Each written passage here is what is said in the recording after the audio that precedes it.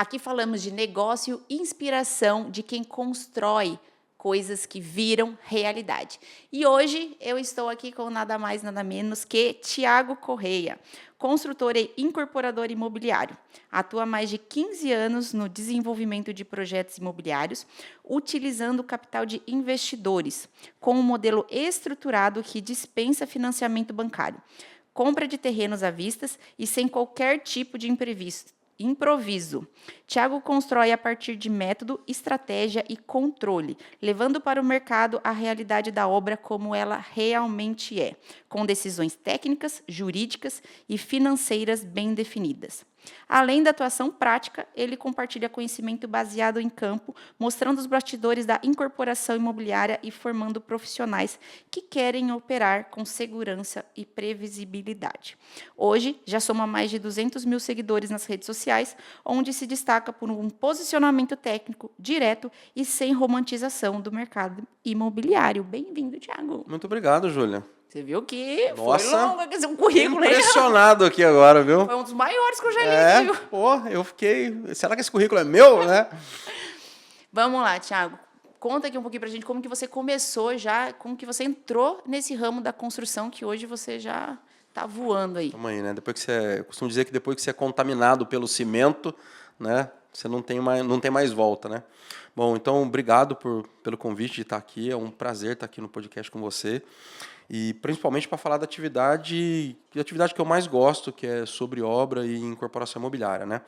Eu sou construtor e incorporador há mais de 15 anos. Tem uma diferença entre esses dois, né? São dois personagens diferentes, o construtor e o incorporador. Mas eu comecei trabalhando em fábrica, né?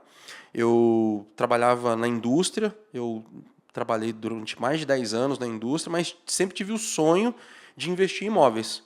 Porque o meu avô, pai da minha mãe, era pedreiro, eu tenho um tio que é investidor imobiliário, tem uma carteira de locação, né? E trabalhando em fábrica que eu comecei a fazer meus primeiros investimentos, né? E comecei comprando o terreno e construindo o meu primeiro projeto de casas geminadas. Então comecei assim, fazendo casas geminadas, né? Fiz cerca de 60 casas aproximadamente. Bastante. É. Não, na verdade, você começou com a maioria, até começa, só que você já engrenou. Você ficou quanto tempo, mais ou menos, né, fazendo essas casas? Olha, eu fiquei construindo casa acho que uns 8 anos aproximadamente, né? E quando você percebeu que tinha um teto ali, que você falou, meu, não tá dando mais, constrói casa só, você falou... Eu resolvi pedir conta, Júlia. E assim, a história não é tão bonita como parece, que foi um negócio assim, eu comecei a fazer casa, aí teve uma evolução, aí o cara foi fazer prédio, e, né, Tudo ficou rico contínuo. milionário, aí, e voou, não foi assim, tá? Você estava na fábrica quando você estava fazendo essas casas? Exato. Ah, tá. Exato. Aí eu pedi conta para resolver tocar o meu projeto imobiliário. Eu falei, não, já estou aqui, já sou construtor, já estou fazendo casa, agora eu vou pedir conta e vou... Tô grandão aqui. Já. vou tocar meu negócio imobiliário, né? E aí resolvi topar o desafio de fazer o primeiro prédio, né? E nesse primeiro prédio ficou um monte de dinheiro que eu perdi, uma coleção de coronárias, as primeiras que a gente deixa na vida, né? Ficaram lá, porque eu imaginei que fazer um prédio era igual fazer casa, né? Então, eu vou dar alguns exemplos de diferenças entre construir um prédio e construir casa, aí que a gente começa a diferenciar os personagens. Boa. Né? Porque é o seguinte, quando você faz um prédio é um condomínio. E um condomínio tem uma legislação específica para condomínio, para construir um condomínio, seja ele qual for. Um condomínio de apartamentos, um condomínio de salas comerciais, um condomínio de casas. A partir do momento que passa a ser condomínio, ele é regulamentado por lei. Existe uma lei de condomínios e incorporações imobiliárias, a 4.591 de 1964, que regulamenta essa atividade. Então, vou te dar um exemplo. Quando você vai construir uma casa, por exemplo, num condomínio ou na rua, você vai fazer sua casa aí. Você não precisa aprovar um projeto elétrico da casa na concessionária. Para fazer um prédio, você precisa. Quando você vai construir a sua casa na rua aí, ou no condomínio, sei lá onde que é a sua casa, você não precisa aprovar um projeto de segurança contra incêndio para sua casa. Para um prédio, para um condomínio, você precisa. Precisa né? mesmo. Então, tem uma série de regulamentos, normas e processos e procedimentos que um condomínio exige que uma casa não exige. Enquanto eu fazia casas, eu era construtor, né? A partir do momento que eu tomei a decisão de construir um condomínio, eu não sabia, mas eu estava entrando no mundo da incorporação imobiliária, né? E aí eu comprei, porque eu imaginei que era igual construir casa, só que em volume maior. Era colocar uma casa em cima da outra. Você achou só que você ia aproveitar mais o terreno e ia ganhar mais. E já era, vamos fazer a ficar mesma rico, coisa. batuba e já era, né? Mas não é assim. É uma atividade altamente regulamentada, né? E eu dei com o burro na água no primeiro prédio, literalmente. Você consegue compartilhar alguma coisa que você errou, que se pesou ali, né? Ou no financeiro, tempo, algum prejuízo que você teve? Quantas coisas quer que eu compartilhe, né? Uma que te marcou. Um monte de coisa. Porque assim, hoje, se a gente for hoje pegar, né, o que tem de mais sofisticado dentro de um processo de incorporação imobiliária é um instrumento que a gente chama de contrato de opção de compra. É assim, amplamente utilizados em países desenvolvidos por empreendedores e tudo mais. O que é o contrato de opção de compra, Júlia? Ele é um contrato em que, por exemplo, eu vou comprar o seu terreno, a gente fecha o negócio. Só que eu digo para você o seguinte, ó, está fechado nessas condições. Se eu conseguir aprovar aqui 20 apartamentos, dentro de uma janela de um tempo, de um período. Se eu não conseguir, eu te devolvo o terreno. E eu perco só o dinheiro da minha análise. Né? O que eu fiz lá no primeiro prédio? Eu comprei o terreno, não sabia se aprovava, fui lá achando que ia aprovar 12 apartamentos, aprovei 6, não fiz pesquisa de mercado para precificar, né? Eu não fiz um processo de viabilidade, porque hoje, depois de tantos anos trabalhando, eu entendi, um processo de viabilidade, existe um funil de viabilidade. Né?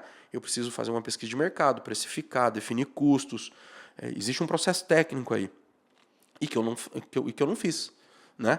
Então, eu cometi todos esses erros durante o processo de incorporação.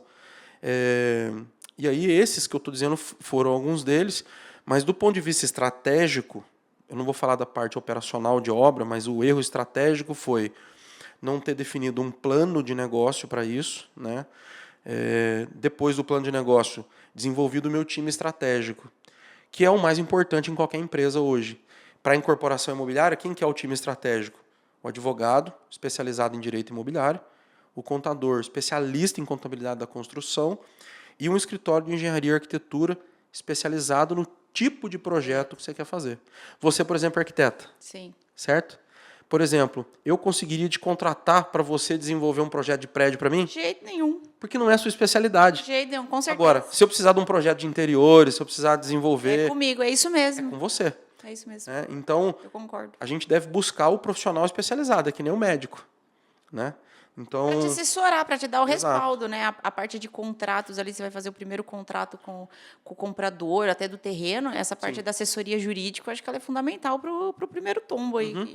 Que você pode, talvez, uma cláusula ou uma coisinha aí já pode... Perfeito. É o que você falou, você estava planejando 12 apartamentos, você fez metade. Não, e achando que ia dar bom. Não, e achando que, não sei, de repente você achou que ia vender por 200, vendeu por 180, 160, mais prejuízo ainda. Exato. Exato. E às vezes de ficar empacado, né? Não sei se ficou empacado. Ficou. Nossa, gente, lá eu... Tenho ele até hoje. É uma delícia. De vez em quando a minha vida tá boa, eu falo, vou pegar o carro e vou passar lá na frente. Só para lembrar como é que era, né? E quando que foi o momento que você percebeu que o jogo não era construir com o próprio dinheiro? Que você... Aí teve a virada, que é uma história interessante, que é assim. Eu tava... Porque eu era relativamente bem sucedido na indústria. Né? Eu trabalhei em algumas multinacionais, tive acesso a muita coisa boa trabalhando em multinacionais, viajava para fora do país, ia fazer auditoria, e tinha assim, uma carreira corporativa. Né? E aí eu pedi conta, só que antes disso eu estava construindo casa geminada, lembra? Comecei fazendo casa. E aí o seguinte... Eu, às vezes, na hora do almoço, saía para visitar minha obra, uma casa pronta, e um amigo meu da fábrica ia junto. Ou, às vezes, no final de semana, o pessoal ia visitar em casa, queria ver a casa que você levava para visitar. E eu percebia que as pessoas, e agora, né, com o passar do tempo, empreender é uma coisa do ser humano. Aí o cara te via lá fazendo a casa e falava, puta merda, eu quero participar desse negócio, fazer cara. também, você tá ficando rico sozinho. Quero fazer também, mas daí o cara não sabe como, qual que é a primeira ação dele, que confia, é amigo. Cara, eu tô com uma grana aqui. Se você quiser e precisar, o que você acha? Vamos fazer junto. Eu ponho dinheiro, você faz. Mas eu nunca, não, vou fazer com o meu capital, não quero participação de ninguém, né? Eu tive isso do meu tio, eu tive dos meus primos, eu tive dos meus irmãos, dos meus amigos de fábrica. Pessoal, tudo com dinheiro, hein? Porque Que eu fiz. Não, mas às vezes com um pouquinho o povo se junta, né? Essa que é a ideia do Tá com a investidor. família rica. Aí, ó. Né? Era mais amigo. E então, mas eu nunca quis isso. E aí o que aconteceu? Eu dei com o burro na água nesse primeiro projeto, né? Que não foi um projeto interessante. E aí eu tenho um corretor amigo que me ligou um dia e falou, cara, eu tô com um terreno espetacular aqui em Taubaté para te apresentar, para você fazer um prédio. Eu fui lá visitar minha obra enquanto eu fazia o prédio e tudo mais. Só que eu não dividia com ele tanta... Não chorava. Nunca fui ficar chorando muito também, né?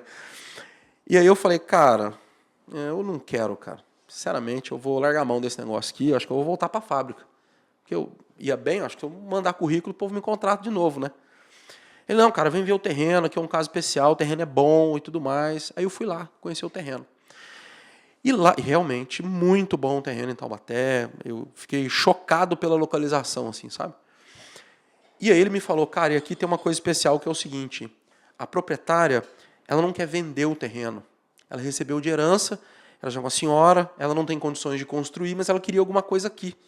Então, ela queria que eu indicasse para ela um construtor, né, que fizesse alguma coisa e que ela pudesse ficar com uma parte. Pensa aí, cara, antes de você me falar ou não. A faca e o queijo aparecendo pra você. Não, só que eu não tinha juntado o Lé com o Cré ainda, entendeu? E eu fui embora para casa. Em casa, chorando no colo da minha mulher lá, né, conversando. Eu falei, pô, cara, que jeito que a gente pode... como que a gente pode fazer isso? O lugar lá realmente é muito bom e tudo mais. E aí me deu um clique. Eu falei, cara, acho que eu vou atrás dos caras que vivem me oferecendo dinheiro para ver se essa turma é para valer mesmo, né, cara? De repente eu estruturo um projeto. Eu fui conversar com uma pessoa que me orientou, me apresentou um outro construtor em Taubaté que trabalha nesse modelo e que me ensinou dessa forma. Falou, cara, tá tudo errado o que você fez aqui. Você tem que fazer estudo de viabilidade, você tem que ter um advogado, você tem que ter contador. O cara já jogou na lata, projeto, já tudo mais. É meu mentor, né? Já um incorporador antigo já, né? E em pouco tempo eu tive uma escalada em termos de conhecimento. Sim. Né?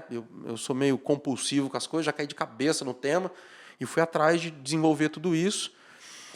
E fiz o custo mais ou menos do projeto, fiz o estudo de mercado, eu falei, cara, eu acho que se eu trouxer aqui os investidores, fizer essas unidades aqui, entregar essas unidades para os investidores, pagar a dono do terreno, eu vou ganhar mais dinheiro aqui do que no que eu fiz comprando o terreno e pondo meu dinheiro lá. Que você fez sozinho. Peguei os caras, levei em cara em 30 dias. Eu saí de completamente depressivo, afundado na obra, para 200% de volta ao jogo, com empresa aberta, conta no banco, dinheiro entrando. E bora tocar na obra. E o trem acontecendo, entendeu? E você trouxe o seu mentor para te ajudar nessa empreitada. Esse cara é meu mentor até hoje. A gente conversa, se reúne, e ele já está saindo do mercado, é um senhor. Mas ele te ajudou muito, né, para você começar ali nesse primeiro aí. Você sabe por quê, Júlia? Porque às vezes assim, às vezes o seu caminho está para cá, ó, só que você está puxando a corda para cá. Se a pessoa vem, te pega pelo ombro aqui, põe você aqui, ó, e faz assim, é a melhor ajuda que você pode receber na vida. Sim. Vale mais do que qualquer coisa. Só dele abrir seus olhos para o caminho certo. Mas né? é uma pessoa com conhecimento, né? Exato. A pessoa ela passou o negócio correto para você, né? Então, eu costumo dizer assim, Júlia, é muito melhor você fazer com quem percorreu o caminho, com quem já foi e voltou várias vezes. Entendeu? Com certeza. Então, esse cara fez isso. Ele tem muitos empreendimentos entregues, né? Tem, além das vitórias que foram ao longo do tempo muito mais que derrotas, né? Ele compartilhou muitas derrotas comigo e me mostrou onde eu posso afundar o pé, né? Primeiro você errou, depois ele já falou, ó, fica esperto nisso, fica esperto naquilo. Eu conheci ele depois desse primeiro prédio. Então, que legal. Né? E foi muito legal porque ele foi muito aberto comigo nisso, né? E aí que teve essa virada, e de lá para cá eu tô indo pro 15º prédio. E as pessoas, elas costumam ter medo de trabalhar com investidores, né? Então, o que te impulsionou foi mesmo Necessidade. e a vontade de continuar. Você falou, tô aqui no jogo ainda. E eu vou falar um negócio para você. O pessoal acha que o gargalo desse negócio é o investidor. Não é. Não é o investidor, não é o gargalo desse negócio. Porque hoje eu não tenho projeto para atender o número de investidores que eu tenho. Entendeu? Qual que é o gargalo desse negócio? É o terreno. É você encontrar, ter paciência. E o gargalo, na verdade, é a paciência de encontrar o terreno, fazer proposta usando a opção de compra, fazer o processo e ter certeza que aquele terreno é o terreno. Entendeu? Para você não colocar o carro na frente dos bois e dar com o burro na água. Mas você diz do terreno ficar parado ou do terreno não ter como construir? Não, por exemplo, o que acontece? Quando eu vou fazer uma proposta para um terrenista, isso acontece com frequência, eu faço uma proposta de permuta. Sim. Né? Muitas vezes o terrenista não entende direito o que é isso. Né? São poucos os terrenistas profissionais, o cara que está nessa profissionalmente, que compra terreno para fazer negócio com o incorporador. E aí ele entende e, pô, beleza, vou fazer. Agora, cara, eu preciso de 120 dias para fazer uma análise no seu terreno. Pô, mas eu vou ficar com o terreno 120 dias parado. Aí eu explico para ele, falou, não, cara, eu vou fazer topografia no seu terreno. Se lá na frente der errado, você vai ficar com o seu terreno com a topografia novinha. Né? Se de repente tiver que fazer uma retificação de área... Você paga tudo. Eu pago tudo. Né? Às vezes a gente negocia até um imposto durante o período, eu pago. Eu preciso fazer sondagem, eu preciso fazer estudo de potencial construtivo, eu preciso fazer o que tem que fazer, estudo de mercado, para eu simular se aquele produto tem liquidez de mercado e preço e condições de dar retorno para o investidor. Né? E aí eu faço, aí vem um pouco que a gente estava conversando anteriormente, que é o lance da psicologia dos negócios, né? Eu faço uma sondagem prática no mercado. Porque eu pego esse projeto que está no papel e vou conversar com as pessoas. Vai se mostrar. Porque você imagina só, Júlia, eu estou aqui com o meu projeto, o prédio aqui. Aí eu converso com 10 investidores e ninguém se interessa. Será que eu deveria colocar meu dinheiro nesse negócio? Aí o cara fala, mas o Steve Jobs... Tá, amigão, eu não sou o Steve Jobs, entendeu? Então... Ele foi, conseguiu. Você tem... ele lá testou e conseguiu... Então, o que o investidor faz? Ele valida o seu projeto. Entendi. Então, esse teste de mercado, só que para isso você precisa do prazo, de encontrar o terreno ideal. O terreno, ele não pode ser qualquer terreno, ele tem que estar... O que nós descobrimos e eu aprendi nesse meio de caminho? Porque depois desse meu mentor, eu tive vários outros mentores. Né? Esse é um mentor que está comigo há muito tempo, mas eu tive mentores pontuais. Então, por exemplo, eu aprendi com uma arquiteta que me apresentou o livro Cidade para Pessoas, do Jean Gehl, um arquiteto urbanista dinamarquês, não sei se você deve... Já ouvi falar desse livro na faculdade. Sim. Eu tenho esse livro, né? Eu já li esse livro já. No capítulo 4, ele fala do estudo da cidade à altura dos olhos e a distância que as pessoas estão dispostas a caminhar. E essa arquiteta, e tem lá, é maravilhoso, o capítulo 4 do livro. O que essa arquiteta me explicou? Falou, Thiago, um terreno, ele não precisa ser o mais caro, ele não precisa ser na Avenida Paulista, mas ele tem que estar inserido numa rede de serviços para ter demanda. O que isso quer dizer? Quando um loteamento nasce, você não tem lá as primeiras construções, não é padaria, supermercado, não, são as casas. Então, assim, o que quer dizer rede de serviços? Se eu tenho uma rede de serviços estabelecida, quer dizer que eu tenho gente morando ali e eu tenho demanda naquele lugar. Sim. Né? Então, eu fui aprendendo a desenvolver pesquisa de mercado. Então, eu tenho que encontrar um terreno com essas características. Ele tem que ter ali o mínimo de serviços ali em volta. Eu tenho que ter condições. Por exemplo, se é um produto para locação, eu tenho que mapear o valor da locação, tenho que fazer o custo do meu projeto. E, às vezes, o terreno é ótimo, o lugar é ótimo, mas eu não consigo chegar no número.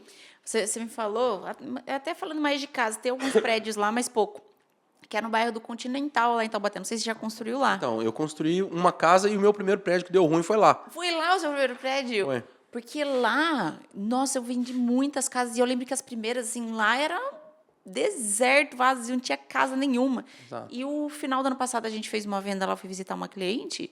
Meu, tá bombando lá, com padaria, academia, supermercado, tem tudo lá. Bombando. E tá todo mundo hoje quer morar no Continental. Mas antes não queria, né? Não queria.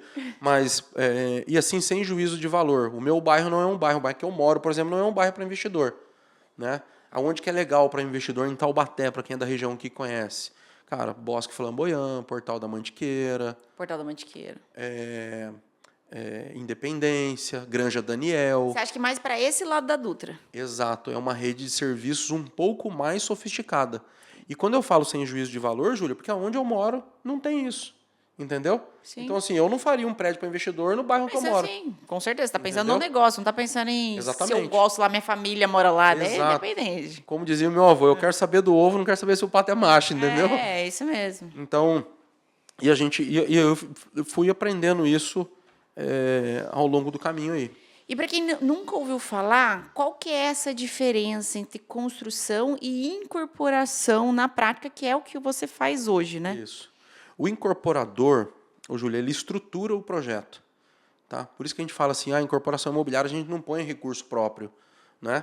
Porque existe uma diferença básica entre os dois. Quando você compra o terreno, constrói e vende, você tem uma escalada de exposição de caixa.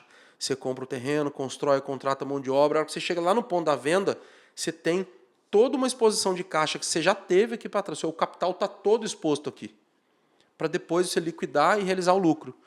Na incorporação imobiliária é o contrário. Você viabiliza o projeto, testa o projeto. É super sofisticado, cara. É uma coisa que a gente tem aqui no Brasil que não dá nem para acreditar que está no nosso país um negócio bacana desse, né? Mas eu acho que é pouco explorado, né? É muito explorado pelos médios e grandes. Sim. Né?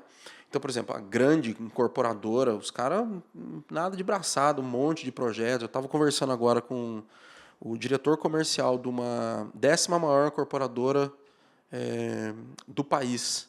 Os caras faturaram, acho que 1,8 bilhão de reais agora, o ano passado. Né? Ele deu uma aula no meu grupo de mentoria lá e a gente estava batendo um papo. Os caras estão com 60 canteiros de obra no país, cara. É muita coisa. Nenhum terreno é aquisição com recurso próprio. É tudo. E nenhuma obra é financiada com recurso da empresa. Eu acho que até mesmo aqui em Taubaté, a maioria das construtoras fazem isso. Exatamente. Eu acho que às vezes dá um pouco de dinheiro. Eu tive um cliente agora, inclusive, que ele fez isso. Não sei se posso falar o nome, qualquer coisa corta, da Araújo Simão. Que daí eles compraram ali na Independência, não sei se já começou a construir. E daí pegou apartamento e eu acho que um pouquinho de dinheiro. Mas pegou um monte de apartamento lá. Exato. Monte, porque o terreno Então, lá é... A diferença entre o construtor e o incorporador imobiliário é que o incorporador estrutura o projeto dessa maneira que eu te expliquei.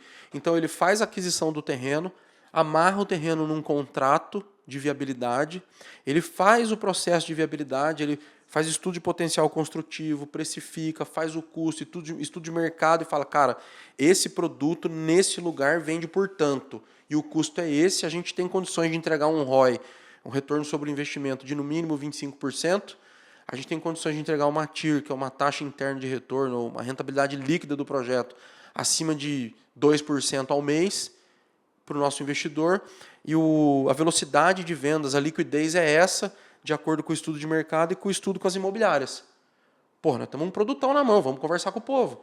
Por isso que o pessoal já começa a fazer lançamento, daí nem só fechou o terreno, só isso. coloca um outdoor na frente, coloca lançamento e já coloca o preço até, já fez todo o estudo, né? Só que aí é o seguinte, o que acontece? Quando você vende condomínio, você não pode vender simplesmente, fazer o plantão de vendas lá e vender. A lei de condomínios e incorporação imobiliária, que eu citei aqui, a 4.591 de 64, e quem tiver curiosidade, dá uma consulta, é acesso público, está lá, digita o número da lei, que eu falei aqui, vai lá no artigo 32, são as obrigações do incorporador. É uma lista, está lá. Tudo que a gente tem que fazer para poder lançar um empreendimento imobiliário. Porque eu não posso lançar para venda um empreendimento imobiliário sem o processo de incorporação. E agora que vem, Júlia, a definição técnica do que é incorporação imobiliária. Porque é o seguinte, a partir do momento que eu tenho um terreno na mão e tenho um projeto aprovado, eu posso construir nesse terreno, certo? Mas eu não posso vender, se for num condomínio, porque os dois não se falam. O projeto não cita a matrícula e a matrícula do terreno, que é o documento de propriedade, não sabe que o projeto existe. Vamos imaginar os dois instrumentos no mundo imaginário. Sim. Um não conhece o outro. O que é incorporação imobiliária que vai de forma lúdica, né? É como se fosse incorporar um no outro. É quando você junta a matrícula com o projeto aprovado na prefeitura. De que forma? Pô, Thiago, então é só grampear lá o projeto aprovado? Não. Porque a matrícula, ela é textual. Você já ouviu falar? Tem que averbar a construção. Sim.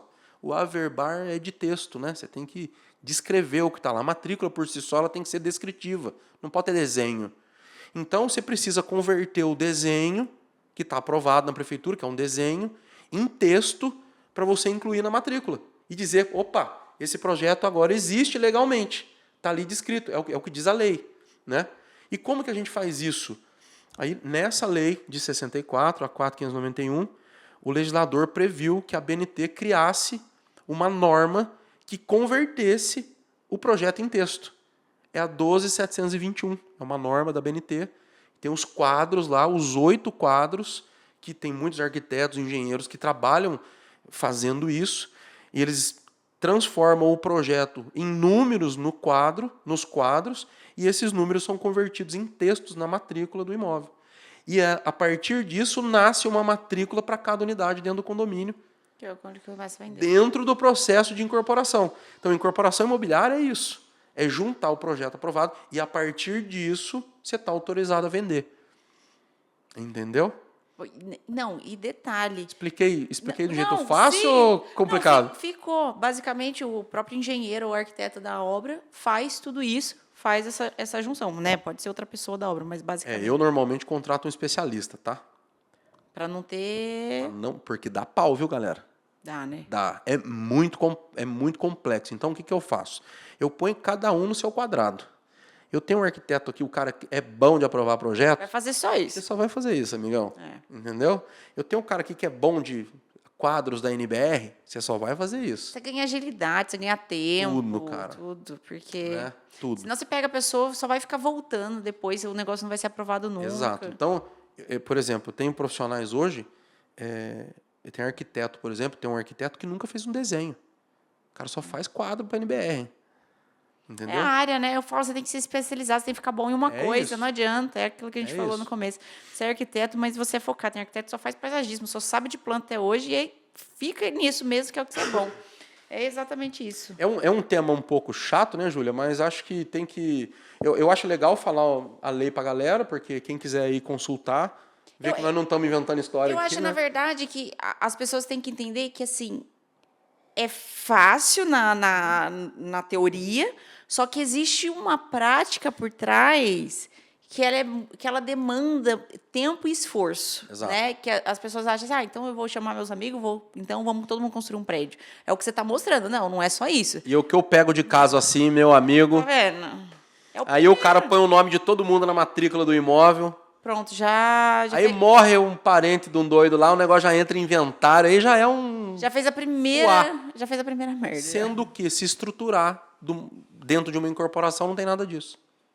A incorporação serve para isso. Imagina, já junta os amigos, faz o nome da pessoa física, Tem vários casos desses. Tem só história triste. Você que é da mentoria deve ter um atrás do outro lá. Um monte. Do cara que compra o terreno, achando que dá para fazer o prédio, aí vai lá ver, putz, cara, o terreno que eu comprei, paguei... Temos um caso lá, o cara pagou quase R$1 milhão no terreno, empolgadão. Falou, vai dar uma torre aqui. Vou fazer 60 apartamentos. Tá lutando para fazer 20 e agora descobriu lá que tem um monte de restrição. Meu Deus do céu. Então, existe um processo, entendeu? Você já chegou a recusar a permuta? Porque a gente está falando que você vai atrás, né? Já. Tipo assim, eu estou procurando, mas você também já recusou? Já. Por quê? Porque assim, ó, isso é legal, o digital traz isso pra gente, Júlia, que a gente vai estudando e aprendendo, né? Eu acho que a gente deve falar de digital mais à frente aí. É o seguinte, eu tenho um funil de viabilidade, né? Então, esse funil de viabilidade, ele é impessoal, ele não tem emoção, não tem coração e não tem nem cérebro, tá? Você só joga ali dentro e analisa o que sai do outro lado. Então, dentro do funil de viabilidade, traduzindo aqui de maneira bem simplista, como que funciona? Qualquer processo de viabilidade de qualquer negócio, tá? Isso está lá descrito no livro Plano de Negócio, Modelo Canvas de Negócio, do professor Alexander Osterwald. Sou fã desse cara. Não, só para falar uma coisa, que ele tá abrindo aqui, está abrindo o jogo para você não fazer sua primeira merda. Ou se já fez, prestar atenção na segunda, né? Basicamente isso. Exatamente.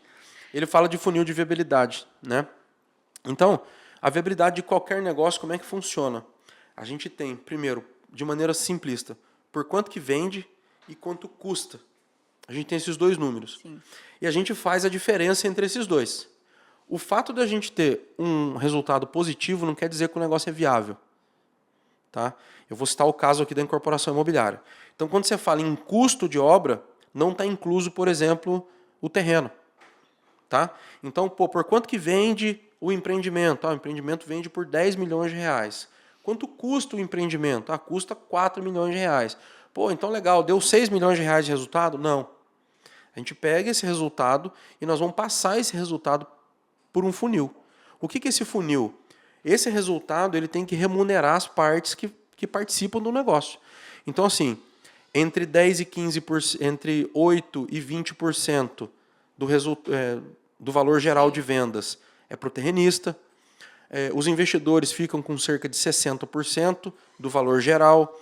O incorporador imobiliário fica com a partir de 10%. Né? Você tem 4% de impostos, você tem 6% de comissão de vendas. Passou por esses critérios, o negócio é viável. Então, quando você falou assim, né, você já recusou permuta? Já, porque às vezes o terreno vem para a gente, o dono do terreno tem uma expectativa que passa acima desse intervalo que a gente estabelece. Aí você tenta explicar para o cara, o terreno é bom, tem um bom produto, tem um bom potencial, só que o terreno não vale isso que você está pedindo. Ele se encaixa aqui, em 12% e não em 20% que você está pedindo. Não, então eu não quero. Não me interessa. Então tudo bem, paciência. Entendeu? Agora, o que eu vejo e aprendo bastante com isso, porque eu estudo bastante e invisto muito em curso, em formação, principalmente essas formações rápidas, sabe? E que eu vejo que o empresário não cria esses seus formatos, né? Os seus funis. Então, assim, qual que é o meu funil de viabilidade? Então, por exemplo, eu vou fazer móveis planejados. Né? Qual que é meu limite aqui? Eu não vou fechar um negócio de R$1 milhão para eu ter uma margem de 3%, cara. Esquece. Entendeu? Só porque é R$1 milhão. Eu prefiro um negócio de 100 mil para ter uma margem de 20. Sim. Né? Do que... Isso a maioria faz, na verdade. Isso a maioria faz por causa do volume. Mas você falou, esse funil hoje, então, para você fazer uma análise dela, acaba sendo rápida hoje? Ou você demanda tempo, esforço seu, então, assim, de... A viabilidade, você vai puxando à medida que você achar que é interessante, eu vou falando. O processo de viabilidade, ele se divide em duas partes. A gente tem o que a gente chama de viabilidade preliminar, que eu costumo falar para os meus mentorados lá, ela tem que acontecer em até 72 horas. Então, se a Júlia me traz um terreno, eu tenho que dar um retorno para a Júlia em 72 horas. É por isso que eu perguntei, senão esfria, né? A pessoa também está ansiosa. Exato. Ali, quer um sim ou não. Eu sei que é uma coisa grande, né, para se resolver, mas tem que ter algum retorno. Exato. Só que vamos lá. Para eu poder fazer esse estudo, pressupõe que eu tenho que ter uma estrutura. Porque como que... eu tenho que pegar o terreno da Júlia e fazer um estudo de potencial construtivo. Eu não sou o cara que faz isso. Eu tenho que ter um arquiteto, faca na caveira, que vai pegar esse negócio e vai, na hora do almoço de tarde, ele vai falar para mim. Para isso, tem que ser um cara que esteja acostumado com prefeitura, aprovando o processo diariamente, com um monte de projeto em aprovação, porque ele já está com a mão mexendo no doce, entendeu? Ele vai olhar para o negócio e vai falar, cara, que é isso? Vai fazer um desenho e vai falar, tantas unidades. Beleza, preliminarmente.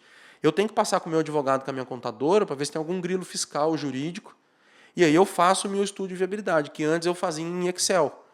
Aí hoje eu contratei um programador, nós desenvolvemos um software de viabilidade. Legal. Então, é uma coisa que eu sentia necessidade para mim e eu disponho para o meu pessoal da mentoria. A gente faz pesquisa de mercado, faz precificação, tá? Fica tudo no nosso software online, dentro da nossa comunidade. E aí, em 72 horas, eu te faço uma proposta. Mas qual proposta? Né? É a proposta usando uma opção de compra, que eu havia dito. Então, nessa opção de compra, eu vou dizer, Júlia, eu fiz um estudo preliminar aqui, eu consigo pôr 20 apartamentos nesse seu terreno, eu acho. Eu te pago 4 unidades, tá? No valor de mercado de tanto. Eu fiz aqui uma pesquisa de mercado preliminar, assim assado, seu terreno vale isso, você topa? E aí tem algumas condições. Por exemplo, a permuta que eu ofereço para a Júlia tem que ser pelo menos 20% a mais de valor do que o seu terreno. Então, para você, qual que é o interesse? Sim. Né? E vou te explicar, ó, a permuta você não vai pagar imposto, como permuta, se a gente fizer uma escritura de permuta, tem uma série de vantagens. Sim.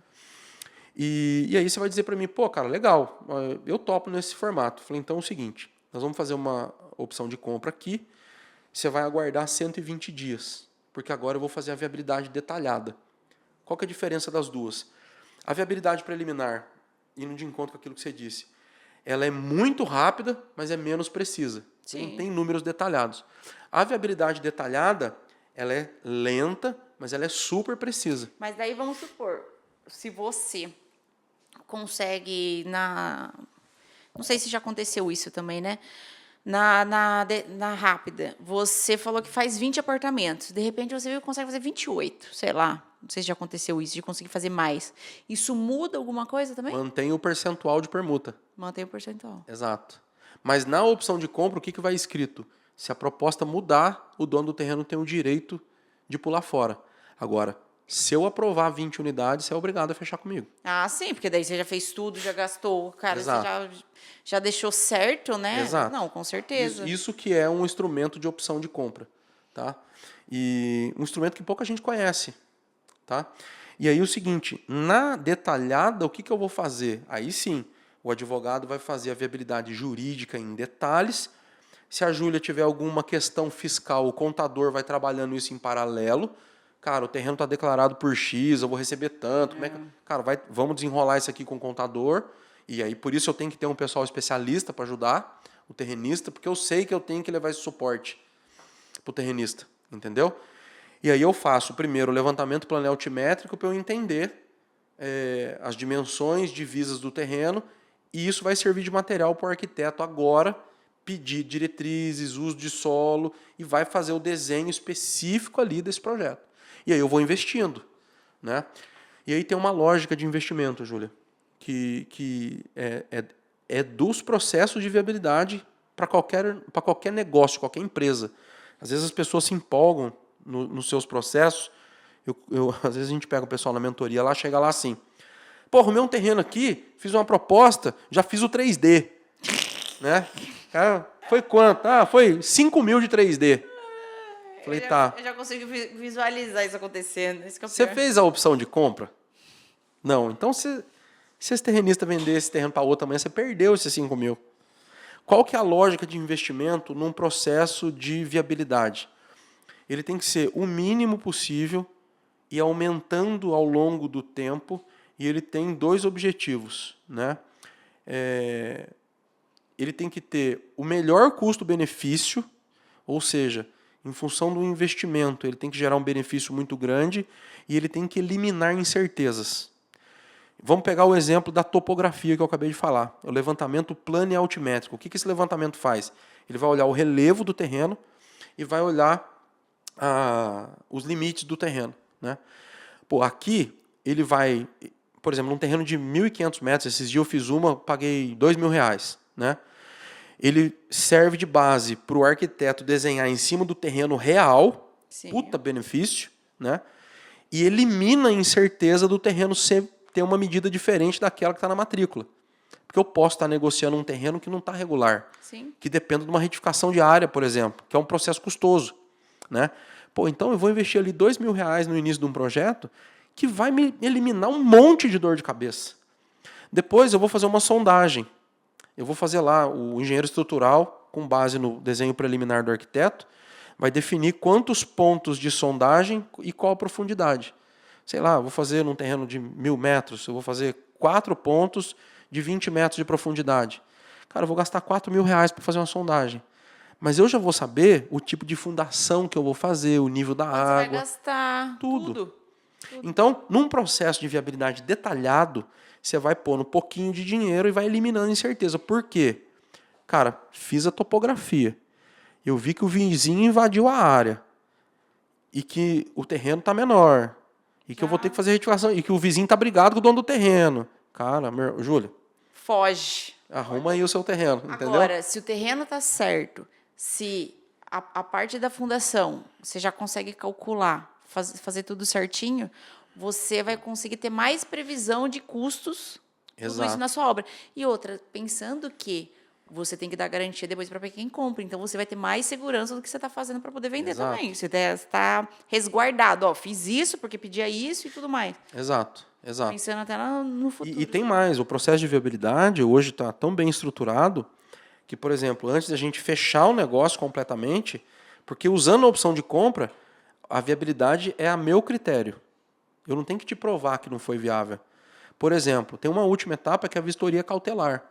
Eu contrato uma empresa de assistência técnica que vai lá, visita os vizinhos, comunica os vizinhos preliminarmente, visita, faz um registro técnico e fotográfico do imóvel do vizinho por dentro e por fora, faz um laudo das residências, entrega uma via para o vizinho, uma via para mim. Dependendo da situação de uso e conservação da casa do vizinho, eu posso desistir da construção. Porque pode afetar Porque ele. eu posso ter problema com o vizinho. Entendeu? Então, essa é a última etapa. Essa é boa, hein? E assim, eu parei Acho que essa pouca gente pensa, hein? eu parei de ter problema com o vizinho quando eu passei a fazer vistoria cautelar. E assim, Tudo era sua culpa. tudo é minha culpa. E tem uma questão Caraca. interessante, que é assim, ó. As pessoas acham, e eu aprendi isso na prática, o vizinho tá agindo de má fé comigo. O cara quer que eu reforme a casa dele inteira e vira aquele fuá de briga. O que eu entendi acompanhando tecnicamente os processos? As pessoas não têm noção, Júlia, do estado de uso e conservação do lugar onde elas moram. Você acredita?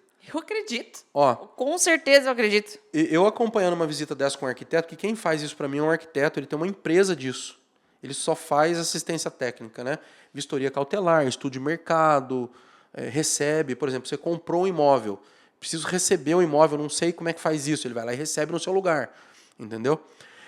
E fazendo vistoria cautelar, eu acompanhei ele uma vez, ele entra no imóvel, primeiro começa da fachada e vai mostrando, ó, tá vendo aquela fissura ali? Pau, foto. Tá vendo isso aqui? Cara, uma visita numa residência dá um laudo de 300 páginas. Já teve alguém que chegou a negar fazer? Já teve. Aí você comunica via cartório, né? Aí os outros vizinhos... Cara, assim, eu tive 2 pessoas que recusaram até hoje. Né? Difícil. Mas também não reclamaram nada depois.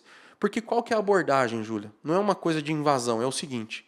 O assistente técnico, ele vai lá, o profissional, e ele fala assim, olha, vai ter uma construção de um prédio aqui do lado da sua casa.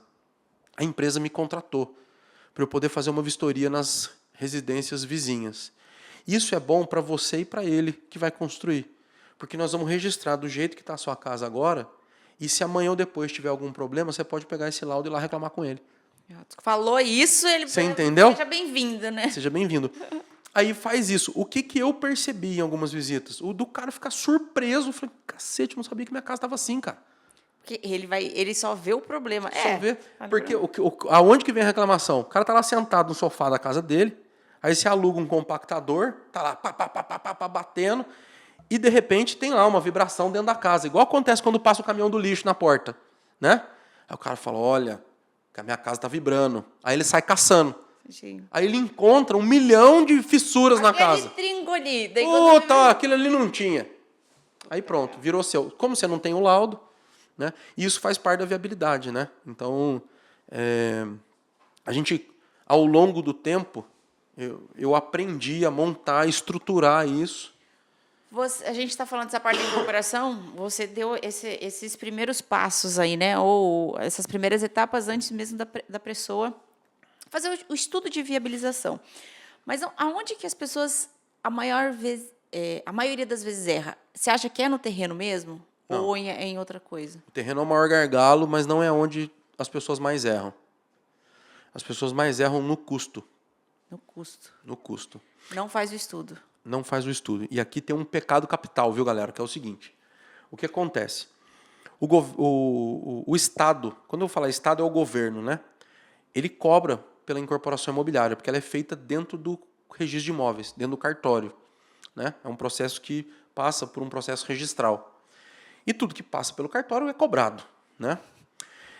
A lei de condomínios e incorporações, que eu disse aqui, 4.591 de 64, ela define lá como que nós devemos calcular o custo e as áreas que vai servir para poder traduzir o desenho em texto e serve para o cartório cobrar o custo de incorporação.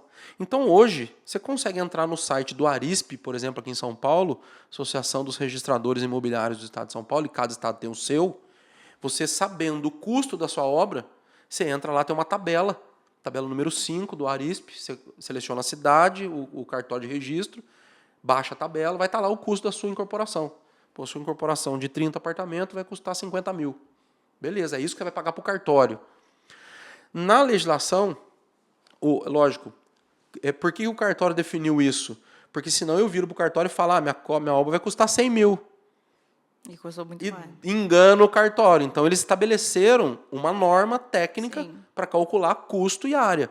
Então, você não pode mentir para mim na área e nem no custo vezes a área. Sim. Foi em 1964, nessa legislação, em que o governo instituiu o nascimento do Sindicato Regional da Construção, o Sinduscom, que é obrigado a publicar até o 5º dia útil de todo mês o custo do metro quadrado, o custo unitário básico, ou o CUB, que é publicado mensalmente. Então sempre atualiza. O CUB está sempre atual, mas ele é destinado, de acordo com a lei, ao custo lá da incorporação imobiliária, para o cartório cobrar. Sim. Como que eu tenho que fazer o custo da minha obra?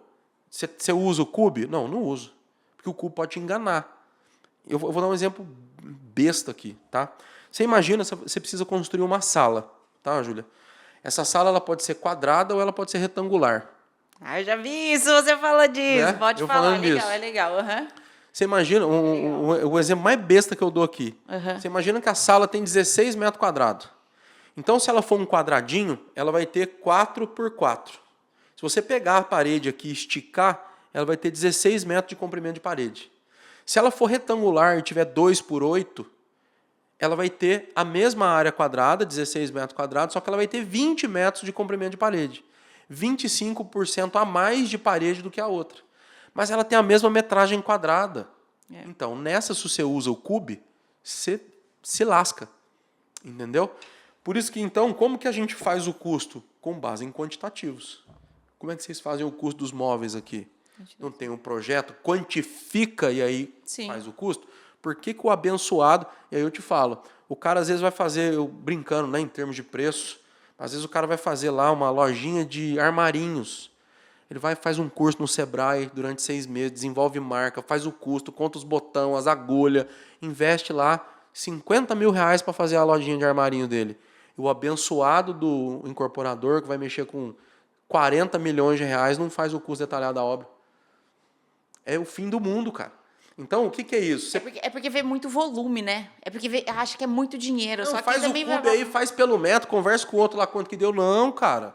Quantifica a obra inteira. Cara, como que faz isso? Projeta, amigão. Tem que contratar projeto, e tem que pôr a mão no bolso, contratar arquiteto, engenheiro, uns caras bons que vão fazer seus projetos todos, estrutural, elétrico. Hoje você tem gente que acompanha a obra, tipo engenheiro, algum fiscal, alguém que fica lá. Mas eu tenho um esquema de execução de obra, que é uma estrutura que a gente chama de ECS, Execução, Coordenação e Supervisão. Então, o escritório de engenharia e arquitetura que eu contrato, ele aprova projeto e faz supervisão de obra para mim. Ah, legal. Eles visitam, tem visitas programadas. Aí eu tenho um mestre de obra que coordena a execução. Ele fica na obra. E eu contrato o pessoal de execução, que aí pode ser CLT, MEI ou prestador de serviço. Entendi. Entendeu? Mas o gargalo, onde o pessoal perde a mão, é no custo. O que você acha?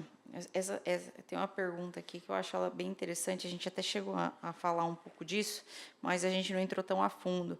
Da parte do papel do jurídico dentro disso, né?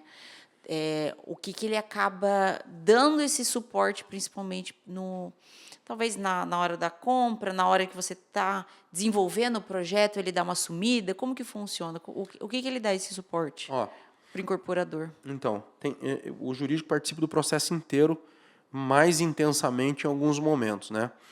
Mas pensando nos investidores, que é o meu modelo de negócio aqui, né? Trabalhando e estudando com algumas startups, eu aprendi que para você trazer o investidor para o seu projeto imobiliário, você precisa construir o seu projeto sobre 4 pilares, tá? Que a gente chama de LPVC: localização, projeto, vantagem e credibilidade. Então, localização a gente já falou, tem que ser uma localização inserida numa rede de serviços. O projeto, nós não falamos, mas ele tem que ter a identidade do local. Você imagina você construir um prédio simprinho na Paulista. Esquece. Sim. Ou então um prédio espelhado num bairro humilde. Então o povo não vai se identificar com aquilo, velho. Então o projeto tem que ter identidade local, né?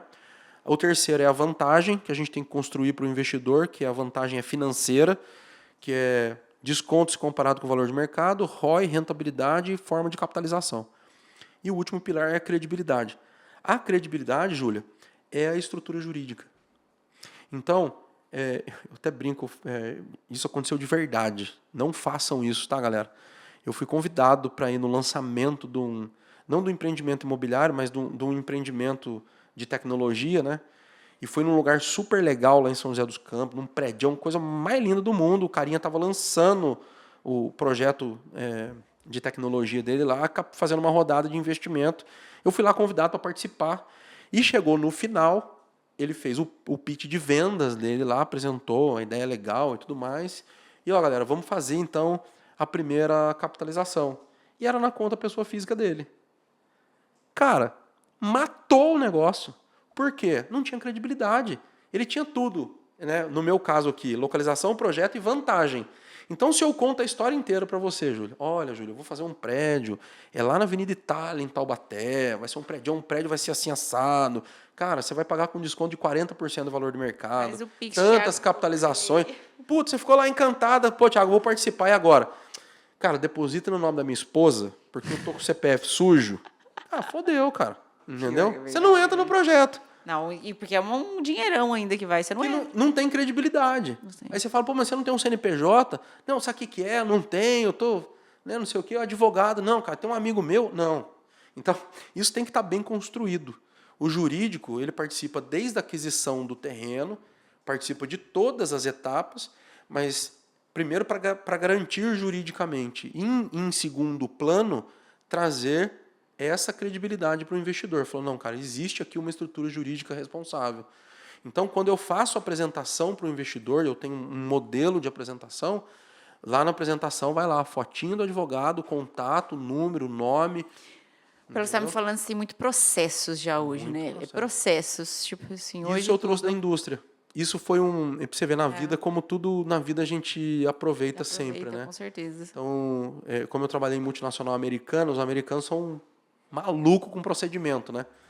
Então, não, está certíssimo, porque até para você conseguir replicar, repassar isso, para a pessoa conseguir reproduzir sem que você esteja lá toda hora também. Exato. E assim, ver o que falhou, né? Então, por exemplo, cara, eu fiz reunião com 20 investidores, fechei 40%, fechei 8%. Cara, por que eu não fechei mais? Então, como é que foi a apresentação? Pera aí. Se foi em vídeo, grave e reassiste. Hoje, com inteligência artificial, transcreve, põe no chat GPT e pede para ele fazer uma análise crítica da reunião. Então, eu faço isso pra caramba. Entendeu? Então, assim, por que a apresentação não está convertendo? Cara, teve uma coisa que eu fui no curso de oratória, que eu te falei que eu fiz. Se eu tô com a energia baixa, eu nem vou para uma reunião dessa, velho. Igual o cara do curso de oratória fala, se não for para você subir na mesa e chutar o teto, nem entra na reunião, velho. Entendeu? Então, assim, pô, tô com a energia baixa hoje, cara, nem vou. Ô, Júlio, cara, vamos remarcar o podcast? Isso por uma negociação, você vai atender, você vai tentar... Isso é foda. Eu não tô dizendo que é pra você chegar lá e... nada disso, sim, mas sim, assim... É verdade. Né, postura e tudo mais tem que estar bem. Agora, estando bem, vamos analisar a apresentação. Pô, cara, no começo eu tinha uma apresentação de projeto que eu fazia para investidor, 50 slides, eu chegava no final, o cara não sabia o que eu estava falando no começo. Hoje eu reduzi, meus slides, minha apresentação tem 10 slides. Tem que ser sucinto, mas passar essa credibilidade, né? Tem que ser sucinto, Exato. Não adianta. Eu tenho que passar ele pelo LPVC, conectando uma coisa na outra e vamos assinar. Isso é verdade. Entendeu? Não adianta você tentar só passar o valor e depois tentar justificar. Você tem que passar já toda essa credibilidade dos 4 pilares. Quando você mostrar o valor, se a pessoa tiver, ela vai fechar. E hoje, Se ela tiver, ela vai com fechar. o lead certo, com esse modelo de apresentação, a gente converte 70%. É uma margem alta, margem alta. É alta. Mas essas conversões, as suas apresentações costumam ser mais ao vivo, presencial. Presencial e hoje, com o digital, né?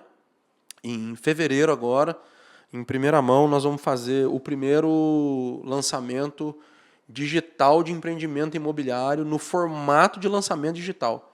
Eu fiz uma formação até que chama Webinário Perpétuo, é um outro assunto, mas nós estamos estruturando em que eu vou fazer tráfego pago para eu tentar experimentar, captar investidores de fora. E você vai falar assim, Thiago, mas você falou para mim que você tá cheio de investidor, por que você vai fazer isso? Para eu levar esse modelo para os meus mentorados, entendeu? Sim. Eu quero levar um modelo que não dependa, que o cara não vire para mim e fale assim, mas você já tem sua carteira de investidores, entendeu? Você já vai levar para o seu... Eu quero levar um modelo que funcione com um roteiro escrito para o cara falar, você vai gravar esse vídeo, você vai colocar tanto de tráfego pago aí na sua região, o tráfego você vai fazer assim, a página de vendas é essa, o vídeo você vai gravar nesse formato. Achei que você ia dar um investidor para ele também, ó. Tá não, aqui, ele é da sua... também...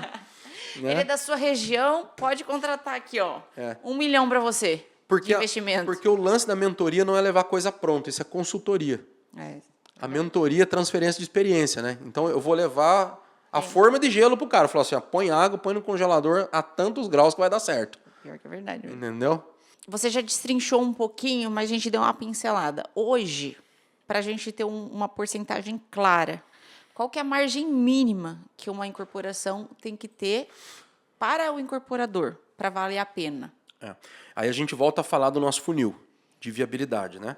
A incorporação imobiliária tem que produzir no mínimo 10% do VGV ou das unidades para o incorporador, tá? No mínimo.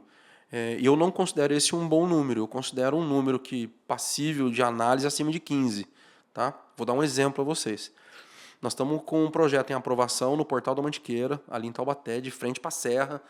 São 28 apartamentos, pilotize mais 7 pavimentos.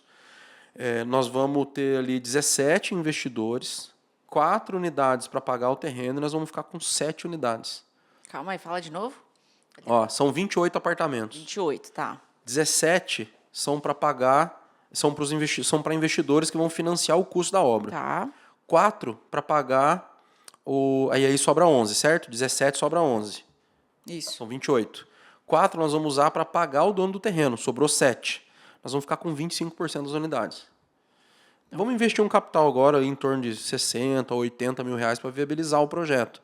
Mas 7 unidades a 350 mil reais cada uma é 2,4 de faturamento bruto, entendeu? É um valor médio bom. Considerável. Apartamento de qual tamanho, mais ou menos? Esse 64 metros quadrados, 2 dormitórios, um é suíte, com sacada, com churrasqueira, pia, entregue pronto para o investidor. Legal. O investidor, nesse caso, participando dentro de uma estrutura que a gente chama de SPE e SCP. Né? A gente fica na SPE, que é uma sociedade de propósito específico, e os investidores entram na SCP, que é uma sociedade em conta de participação. E qual que é a porcentagem aproximada, não precisa dar tão destrinchado, mas assim que um investidor costuma ter com você? Quanto que ele tem que investir, por exemplo, para vender por 355? Então, vamos lá. Toda hora que a gente falar de números e eu lembrar, eu vou remeter para o funil de viabilidade. Para sempre lembrar que a gente tem que bater os números. Então, quais são os números do investidor aqui? O investidor, se comparado com o valor de mercado, a unidade dele tem que ter em torno de 30% de desconto. Como 30%. Se fosse. Né? E ele capitaliza isso num número de vezes que vai produzir para ele, no final, no mínimo 1,5% de rentabilidade líquida ao mês. Tá? Então, quanto maior o tempo, menor a rentabilidade. Se você diminui o tempo de obra, você aumenta essa rentabilidade dele. E é um projeto que tem que produzir um ROI, que é um retorno sobre o investimento, de no mínimo 25%. Então a gente tem que bater. Você perguntou do incorporador. Eu falei aqui o percentual. Sim. Do investidor tem um percentual. Então o projeto passa por esse funil, como se fosse uma peneira, né? Se ele não passar, né? Não adianta você ficar apertando os Não números. vai ficar atrativo para Exato. a pessoa não vai, ela vai colocar em outro lugar. Exato. A gente já percebeu isso, né? Que atendendo esses números a gente consegue. E por que dos 30% de desconto? Isso tem a ver com o nosso plano de negócio daqui para frente, que é o investidor de locação. Porque via de regra, Júlia, se você pega um imóvel que está pronto aí no mercado, tá? Um apartamento, por exemplo, você tira 30% do valor de mercado desse apartamento e você aluga esse apartamento mobiliado 100%. E o que é o mobiliado 100%? Meu tio costuma dizer, não pode ser igual a casa de Ubatuba, hein? Porque o meu tio tem casa em Ubatuba e quando eu fui mobiliar o meu primeiro apartamento para alugar, ele me falou isso. No seguinte sentido, que a gente aqui de Taubaté, quando tem imóvel, tem muita gente de Taubaté, tem imóvel em Ubatuba, né? Tem. É o fogão usado, é a geladeira usada, é o sofá capenga, é o que vai para casa de Ubatuba. Entendi. Vai, Né? troquei e leva para lá, é Não, verdade. o apartamento mobiliado tem que ser novinho, bonitão, como se fosse um hotel. Então, você vai alugar com televisão, 43 polegadas, Smart TV, com geladeira, sofá, cama box, bonitona, com quadro decorando a parede, tapete. A pessoa entra com a mala de roupa. É igual, vocês devem de vez em quando ficar no Airbnb em São Paulo. Você chega lá, tem tudo. É isso, né? Então, se você tirar 30% do valor de mercado desse imóvel e mobiliar ele nessas condições, ele produz para você acima de 1% de rentabilidade líquida na locação. Então, pode Mobiliando fazer ainda. mobiliando, você pode fazer essa conta. E qual que é a estratégia da mobília? Não é você que paga. Porque você pode, por exemplo, vir contratar os móveis do seu apartamento, pagar em 10 vezes no cartão, os móveis e a mobília, aluga e o inquilino paga durante o primeiro ano de locação a mobília. E falando a verdade também, hoje você só aluga se você mobiliar. As pessoas não querem alugar sem Então, nada. Não, aluga, Júlia, ou aluga só muito baixo. que ficou para um cliente. E aqui nós temos que, mais uma vez, sem juízo de valor, nós estamos falando de negócio. Sim. Fica para um cliente que você tem um turnover maior. É o cliente que vai dar problema, é o cliente... Cara, alugar imóvel mobiliado, por conta do tipo de locação e do valor, você seleciona o seu inquilino de um tanto que você não tem problema, cara. É que a pessoa acha que todo mundo vai destruir, né? Não, isso é doideira, não existe, cara. Né? É lógico que vai quebrar uma coisa uma hora ou outra, mas isso é absorvido no negócio, como, né, com um custo inerente do negócio aí. E qual que é o maior medo que o investidor tem hoje? Você acha que é essa parte jurídica e daí com isso você já neutraliza? Ou quando você chega, você quer captar alguém, você vê alguém e fala, não, putz, olha, que você quer chamar a pessoa para vir e tal, você quer apresentar. O que você sente que é o maior medo desses investidores? A gente trabalha um investidor dentro de uma apresentação, dentro daquela estrutura que eu te falei. E tem uma coisa no mercado imobiliário, Júlio, que eu aprendi com o meu advogado, que é importantíssimo, que é assim: todo relacionamento no mercado imobiliário tem que ser através de instrumentos formais. Então, por exemplo, você concorda que ocorra um risco de vir te apresentar um plano de negócio, de investimento para um projeto, se eu te encontrar num bar e resolver falar com você ali sobre isso? Puta, cara, pode ser que você entenda uma coisa que eu não falei. Então, geralmente a gente tem que criar as condições de uma reunião. E eu levo a apresentação pronta para o investidor. E aí eu converso com o investidor mostrando para ele o plano de negócio. Que é um instrumento formal daquela reunião. O investidor se interessou, a gente tem um contrato de negócio que antecede a sociedade, onde eu explico detalhadamente, novamente para ele o negócio e os riscos do negócio, né? E a estrutura de suporte que ele tem. Quando que o investidor não entra no negócio? Quando não tem o pilar da credibilidade, que é a estrutura de entrada e saída. Qual que é a preocupação dele? Pô, mas eu vou ter um risco trabalhista aqui nessa obra. Não, cara, a obra tem um risco trabalhista, você não tem. Ah, mas como assim se eu vou participar? Porque você vai participar através de uma sociedade em conta de participação, que não tem personalidade jurídica e que você não responde perante terceiros. Está lá escrito no Código Civil. Eu até estava ontem fazendo uma live sobre isso. E aí, o bom do digital é que a gente é obrigado a estudar, né? A SCP está lá no Código Civil, 991, 996. 6 artiguinhos só, galera. Pega e lê, que não tem...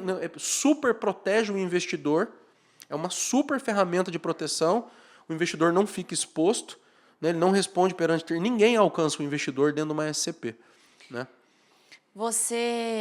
A gente até falou um pouco antes do podcast começar, você fala muito... Você tem sua mentoria, né? Que você dá mentoria aí online, a gente vai falar um pouco disso. E a gente traz muita parte da psicologia no negócio, né?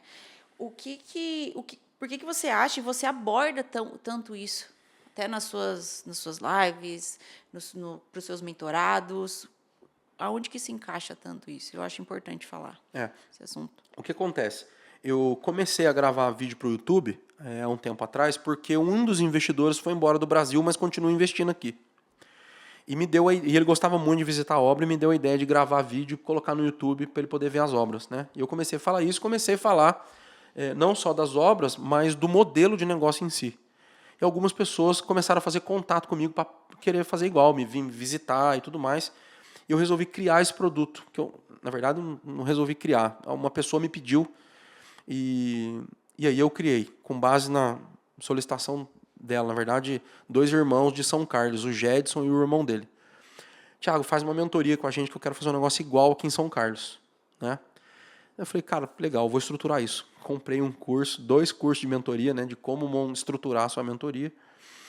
E fazendo mentoria, Júlio, eu notei que existe perfis diferentes de pessoas, né?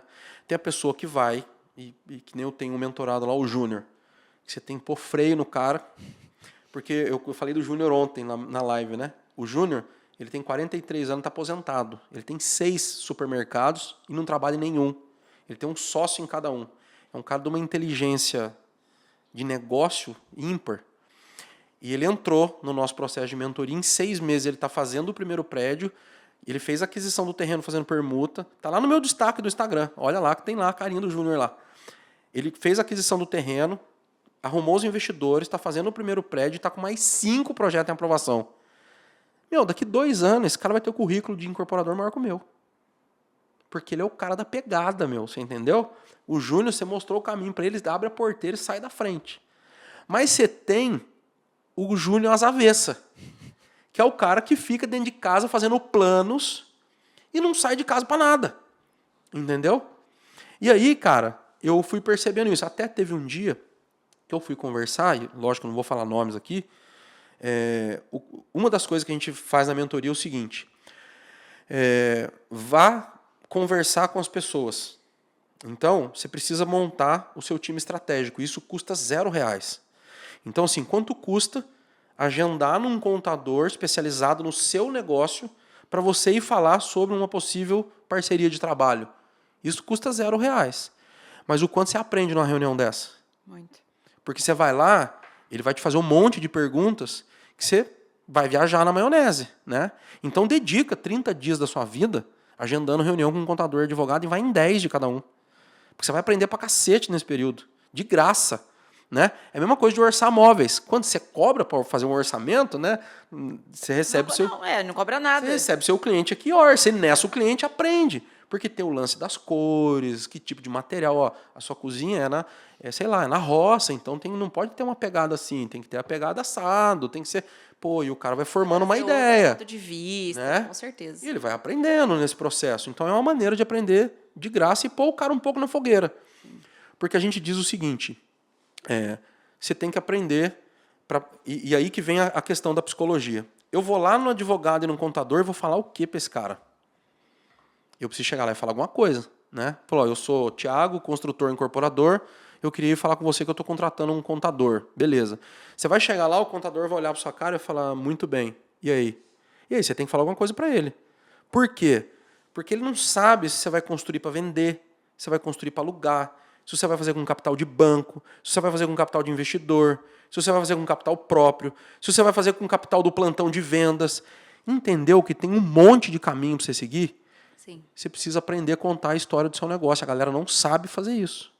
Né? O que você faz? Eu sou especializado eu sou incorporador imobiliário, especializado em aquisição de terreno, fazendo permuta por unidade futura, financiamento da obra com capital de investidores com produto de locação.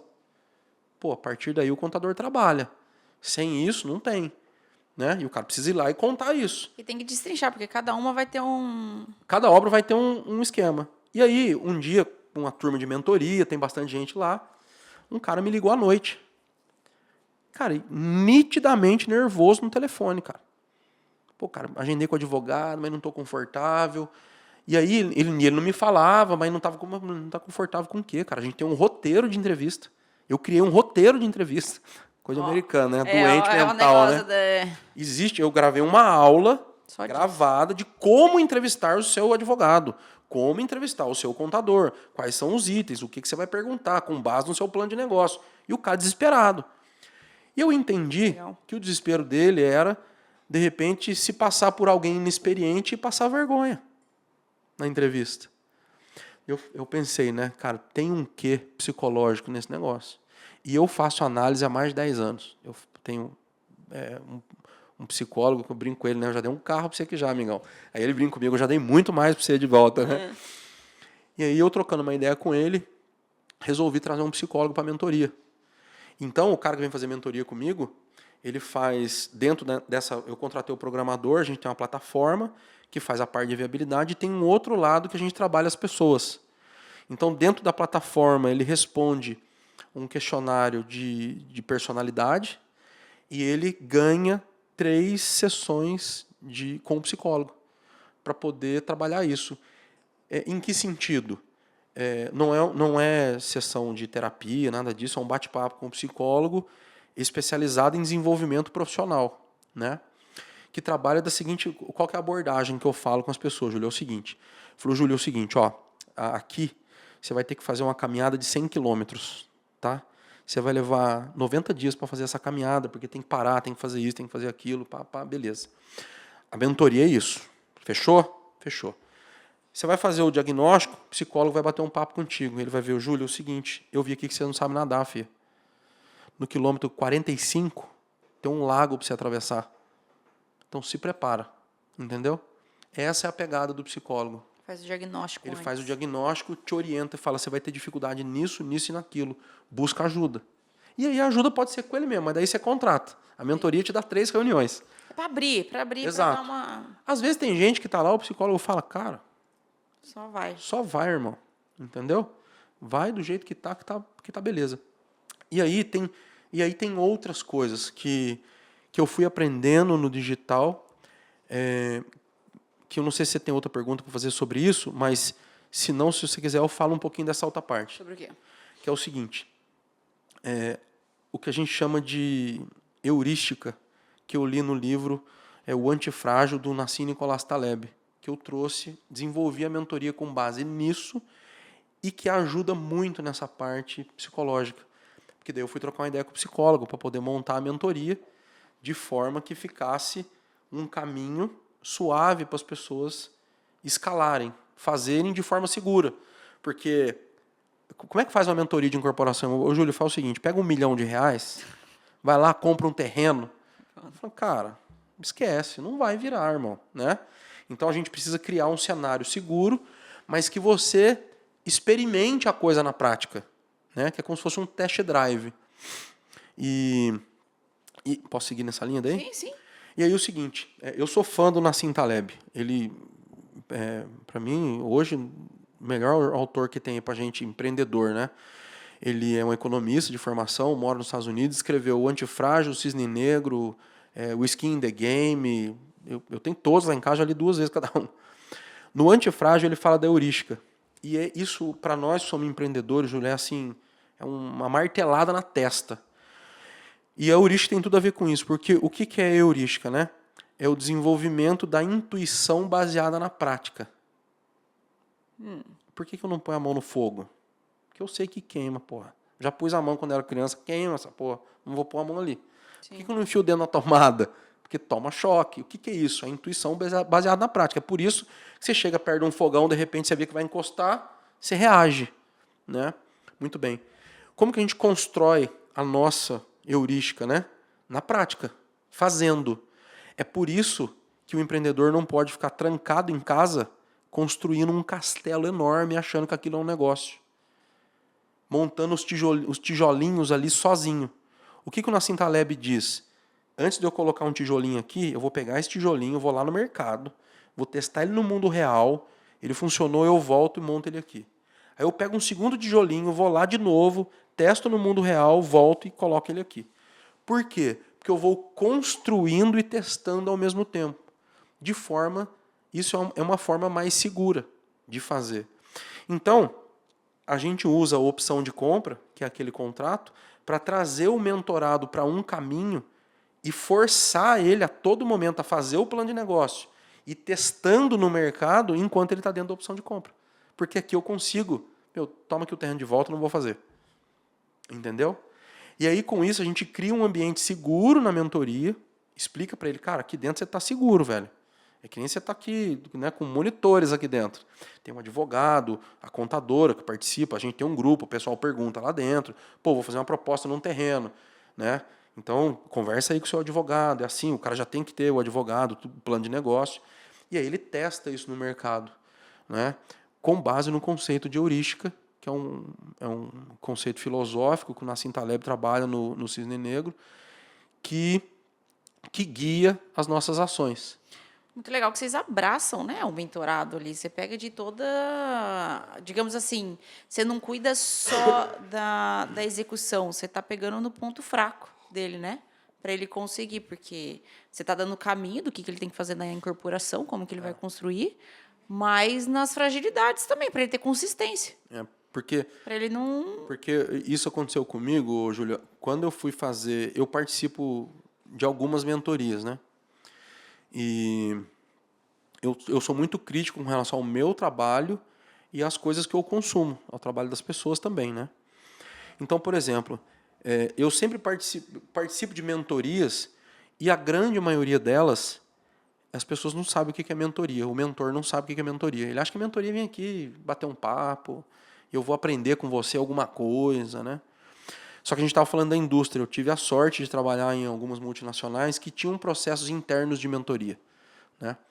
E como os americanos são malucos por procedimento e fazer aquilo que existe, base técnica, né? Por isso que eu falo, vou falar de plano de negócio, eu falo do modelo Canva de negócio de um doutor que desenvolveu isso no doutorado dele, que o Google usa, que a 3M usa, que o Nubank usa, testado, teórico, aprovado. Vou fazer um processo de mentoria, como é que eu vou fazer isso, cara? Né? Então, na indústria, a gente tinha um modelo de mentoria que era a mentoria baseada em competências. E as competências tem, eu não vou lembrar agora o nome do autor, é Brian alguma coisa, o primeiro cara que escreveu sobre desenvolvimento de competências. Tá? E a mentoria, a nossa mentoria, que se chama Vértice, o Vértice ele é desenvolvido com base no desenvolvimento de competências. E a gente precisa de 3 competências para trabalhar com qualquer coisa. Então, por exemplo, eu vou ser um chapeiro numa lanchonete. Eu preciso ter um grupo de competências para ser um chapeiro. Eu vou ser um advogado num escritório de jurídico. Eu preciso ter algumas competências. Sim. Cara, o que são competências? São as ferramentas que eu tenho que lançar mão para poder executar o meu trabalho. Ah, Thiago, você quer dizer comigo então que escrever no Word é a competência de um advogado? É, porque ele vai escrever no Word, não vai? É uma ferramenta que ele precisa. Então, é uma competência que ele precisa desenvolver, trabalhar no computador. Né? Nós mapeamos as competências do incorporador imobiliário. São 5. Né? Se o incorporador imobiliário não tiver pelo menos essas 5 competências, ele não toca uma incorporação. Que é a competência estratégica, operacional, jurídica, contábil, de engenharia e arquitetura. Dentro do software que nós desenvolvemos uma avaliação de competências.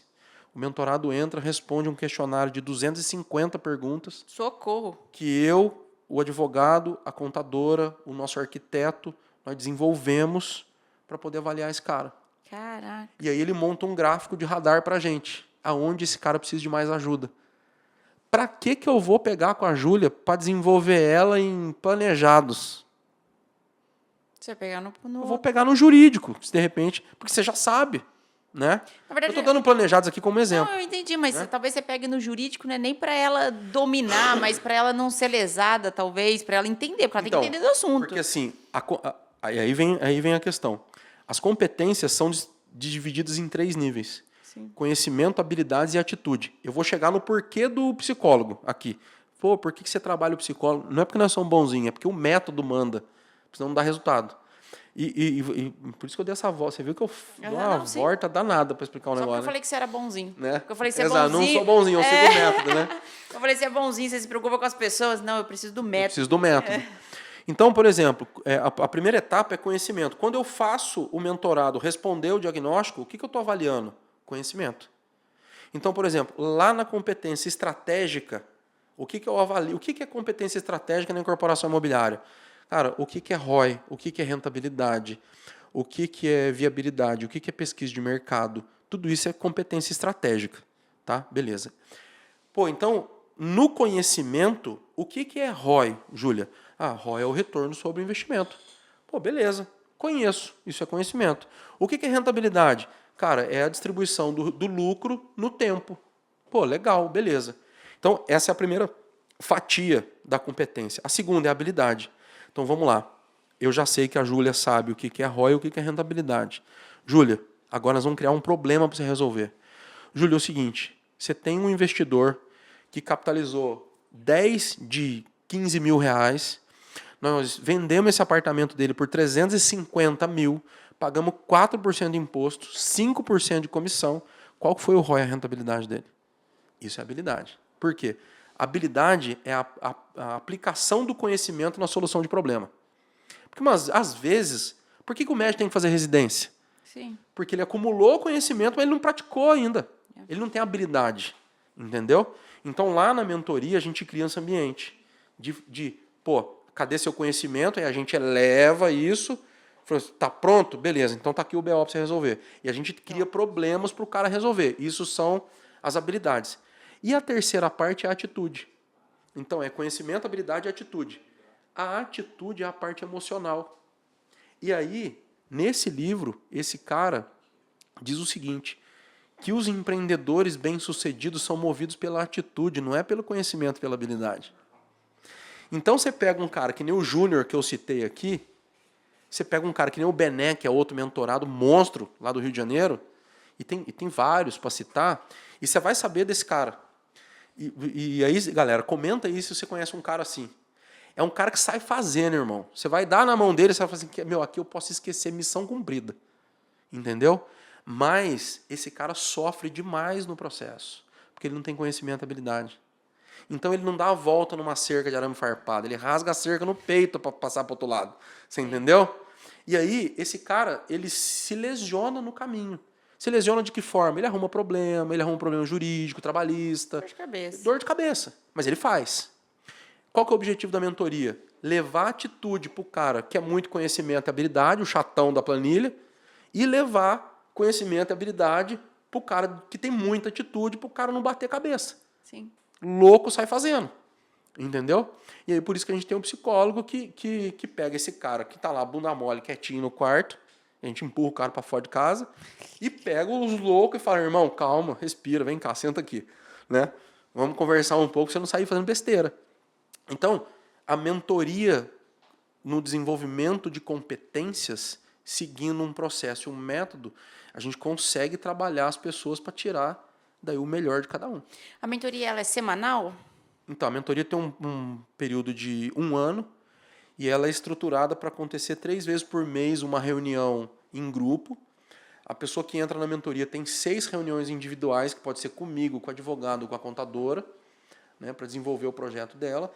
Ela carrega o projeto na plataforma, então todo o feedback que eu dou para ela é que se ela não cadastrar nada na plataforma, não tem como nem avançar. Não tem feedback. E aí não tem feedback, né? É só feedback, a gente costuma falar daí, né?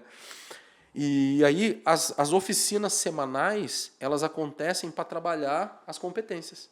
Então, por exemplo, essa semana nós tivemos uma oficina contábil. A Ana Nunes trabalhou o tema de planejamento contábil na nossa oficina. Então, planejamento contábil tem lá, entre as 50 perguntas de contabilidade, umas 4 que é planejamento contábil. E ela veio e fez uma reunião de 2 horas com a gente falando isso. Semana retrasada foi com o Dr. Fernando falando sobre fundamentos contratuais.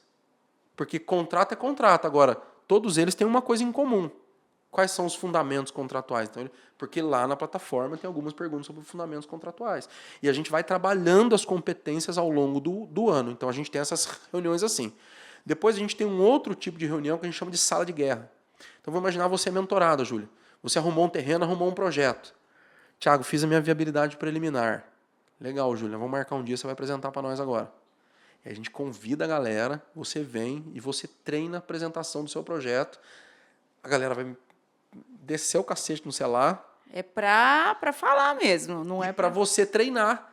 Porque aí o pessoal aprende, você já vai criando um vocabulário de respostas. Porque o que é o grande X dessa coisa? É o cara criar é tudo sobre narrativa. É assim, se você tiver o seu arcabouço de respostas, você vai para qualquer lugar, velho. Entendeu? Ninguém aqui me pega, irmão. Sim. Entendeu? E aí é o lugar de você treinar. É a sala de guerra. E a gente tem a mesa do conselho, que acontece eventualmente. A mesa do conselho, a gente se reúne eu, a Ana, o Fernando e o arquiteto. A gente traz um tema para a gente debater, que ultimamente tem sido reforma tributária, que a gente tem tido bastante aula com a Ana sobre isso, e abre o grupo para fazer perguntas. E a gente chama de mesa de conselho porque é uma mesa de autoaconselhamento. O grupo se aconselha. Né? Não tem nada assim, uma pauta. Não tem uma aula, Não. é todo mundo Pô, conversando. tô com uma dúvida aqui, aí às vezes a minha dúvida é para a Júlia, que é mentorada também. Sim. Só que a Ana Nunes, contadora, está ali e fala, olha, aqui tem uma parte contábil, assim, assim, assado. A gente chama de mesa do conselho. Então tem essas vertentes. Ele é bem completo, né? E você sente que o pessoal participa bastante? Acompanha e fica gravado para quem não consegue acompanhar. No dia seguinte a gente faz... O que a gente faz, né? A gente tem material para tudo. Então não tem aula que não tenha slide, né? A gente grava, transcreve a reunião. Com base na transcrição e no material escrito, a gente tem uma IA que monta para a gente 5 enquetes do tema. A gente trava o grupo no dia seguinte e lança as enquetes no grupo para a galera responder. Entendeu? Então, além de estar gravado, o cara rever, no dia seguinte tem questionário para o cara responder lá para a gente animar o grupo, né? Eu ia ter uma pergunta aqui, mas que você respondeu é muito bem feito, que é falar assim, o que o aluno, dificilmente ele vai aprenderia sozinho, que ele aprenderia, por exemplo, na sua mentoria. Mas, assim, só esses pilares, tudo que você falou... Boa sorte, né? É tipo assim, você quer quebrar a cabeça ou você quer o guia? É tipo isso. Não, o lance é que assim, a gente tem algumas premissas, né? Por exemplo, o nosso trabalho, o meu trabalho na incorporação é o meu trabalho na mentoria e no curso gravado, porque a gente também tem curso gravado, é outro, né? O trabalho na mentoria e no curso é limpar o caminho para o empreendedor passar. Sim. Qual o caminho? Esse caminho que eu já percorri 15 vezes, entendeu? Junto com o meu advogado, com a minha contadora e com os outros mentorados. Então, é um ambiente de quem está fazendo. A gente faz uma entrevista, não é qualquer um que entra na mentoria. Porque eu não quero... a gente só quer gente lá, Júlia, que esteja fazendo. O cara que não está fazendo... Aí você vai falar, Thiago, essa é conversa... Não é. Não, porque a gente te direciona para o curso gravado, vai ser melhor para você, cara. A mentoria... Ele não está pronto ainda para bater o mesmo papo, né? Não está pronto. E assim, o cara não está na pegada de estar fazendo, porque lá a gente troca mão de obra que está contratando. A gente... É assim, cara, eu tô com a minha obra aqui, tô com essa dúvida. Pô, também tô com a minha aqui, tá assim assado. Aí a gente indica o curso gravado. Não, mas eu sei é bastante diferente, até porque se você pega alguém que não tem essa habilidade, pode desvalorizar a percepção até das outras pessoas que estão. Ela vai falar assim, mas a gente está num nível aqui, a outra pessoa quer fazer casa de minada ainda. Não, às vezes pode fazer, não tem problema. Mas desde que esteja fazendo, não esteja no plano.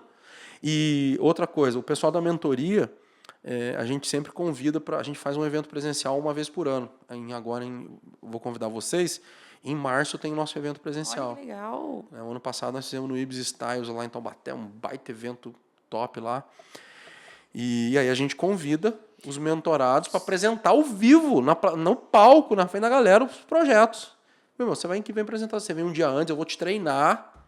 E aí o cara, microfone na mão lá, tremendo, e apresenta. Porque isso faz parte da formação do empreendedor, Júlia. Não tem, cara, galera, não tem mais jeito. Isso aqui, virou ferramenta de trabalho. Entendeu? Então, e outra, se você é empreendedor, você tem que ser capaz de contar a história do seu negócio. É vender, você está contando, você tem que convencer a outra pessoa que seu negócio é bom, que seu negócio é lucrativo, que seu negócio... Cara, você tem que ter não é a noção, não, a certeza de que você é o narrador de uma história Verdade. e que ela precisa ser bem construída. E aí você precisa treinar isso. Você precisa, ou numa reunião de vídeo lá na mentoria, ou ao vivão no presencial. Cara, no presencial, o ano passado, nós tivemos 3 mentorados que apresentaram projetos que atenderam 100% os requisitos para 60 pessoas numa sala. Porra, legal pra caramba, cara. Fora o network, com certeza deve tá sair louco. alguma coisa, uma parceria, uma Total, troca né? ali de Tem o ideia. André Tourinho, que é um mentorado nosso, tá lançando o prédio dele em São Paulo, captou 5 investidores no evento. Caraca. 5 negros. A apresentação foi tão... Eu falo, a apresentação converte.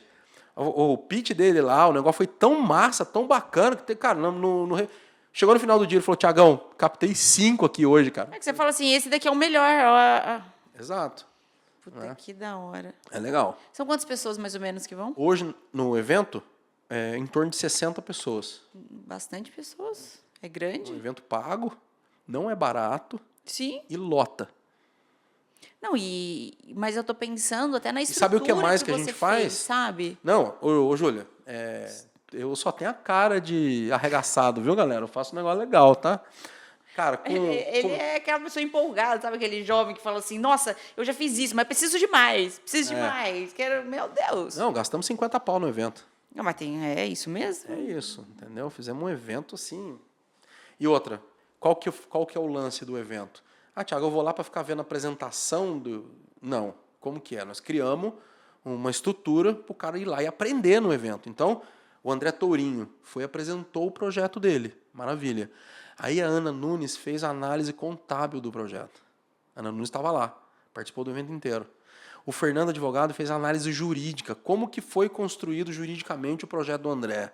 Como que foi construído contabilmente o projeto do André? E eu fiz a análise estratégica. Como que o projeto do André foi construído estrategicamente? Né? Então, nós tivemos um painel. Ele apresenta e a gente destrincha o caminho de cada coisa, entendeu? Você acha que... Você até citou isso agora. Esse posicionamento, então, forte. Você até incentiva os seus mentorados a estarem na rede social? Totalmente. No meu mentorado do... Obrigada. O gato sarnento na rua tem que estar no Instagram. Então, você tem que fazer o 6º pilar. Não ser low profile. Exato, exatamente. Tem que estar nas redes sociais, nas redes. É uma briga, né? Porque a maioria gosta de ficar no off, não gosta? Tem que dar a cara, a maioria gosta de ficar no off. Gosta, né? Mas tem que... Ó, eu vou falar um negócio pra você. Se o João Adib, filha, dono da CIMED, bilionário, Nem milha. tá produzindo conteúdo no Instagram, quem somos nós, né? Pra falar que nós não vamos produzir. Certo ou não? Mais uma percepção sua. Qual que é? A gente estava falando de perfil de pessoa. Qual que é o perfil de pessoa dentro da sua mentoria? Uma análise sua, que você acha que tem mais resultado? O cara da atitude. Dentro daqueles 3, conhecimento, habilidade e atitude, é o cara da atitude. Você vê assim nítido que ele... O Júnior que eu citei aqui, eu falo com a autorização dele, que eu fui lá conhecer o cara. Eu fui lá na cidade dele, em Quirinópolis, Goiás. Pode olhar no meu destaque do Instagram, está escrito alvenaria embaixo. Olha, você vai ver lá. O Júnior não faz planilha de Excel, cara. É o cara que só... Meu irmão, sai da frente dele. Entendeu? É o cara que um dia um dos meus mentores, né, um dos caras que eu sento para conversar sobre... Ele falou, Thiago, vai ter gente que vai pegar a sua fórmula e vai transformar num negócio muito maior do que você é capaz de fazer. Mas essa ideia, né? Bora. Entendeu? Maravilhoso, velho. Eu quero que o Júnior pegue isso, que o Bené, que o André, que os caras transformem isso num furacão, entendeu? Que você esteja ao lado ali acompanhando Vibrando, e porque... participando. Ô, Júlia, que sensação, cara, essa que eu tive de chegar lá e falar, caraca, esse negócio saiu de dentro da minha cabeça, tá aqui acontecendo, cara. A mentoria também, ela é boa caralho, por velho, isso, entendeu? né? Assim, de você chegar lá e falar assim, puta, não acredito que o cara fez isso, cara. É um outro tipo de satisfação, né? Outro tipo, é maravilhoso, cara. Nossa, é assim... Mas você fez algo assim... Porque eu sou muito, falando de mim mesmo, sou muito resistente a essa parte de mentoria e tudo mais.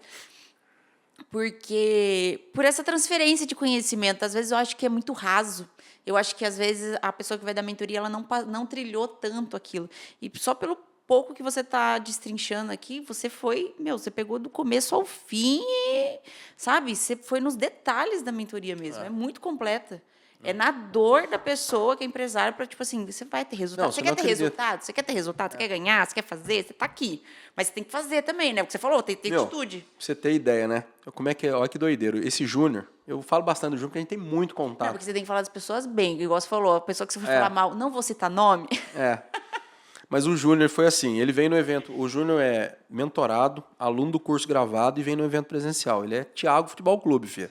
Tanto é que nós fizemos um negócio lá, os caras criaram eu fiz um evento online, deu 2.000 pessoas ao vivo no meu canal do YouTube e criaram um grupinho paralelo lá e o Júnior entrou pro meio.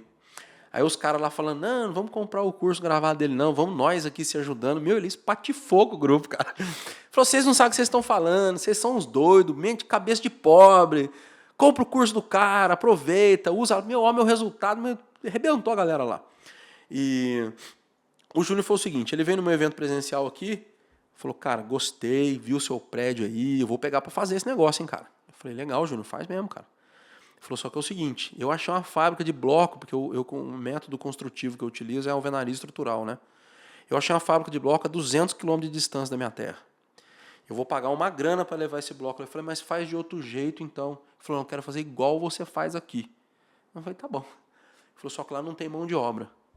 Eu falei, Júnior, vamos fazer o seguinte, se você arrumar o terreno, fazendo permuta, se você arrumar investidor para viabilizar o projeto e colocar o bloco na obra, eu mando um bloqueiro lá para você, filho.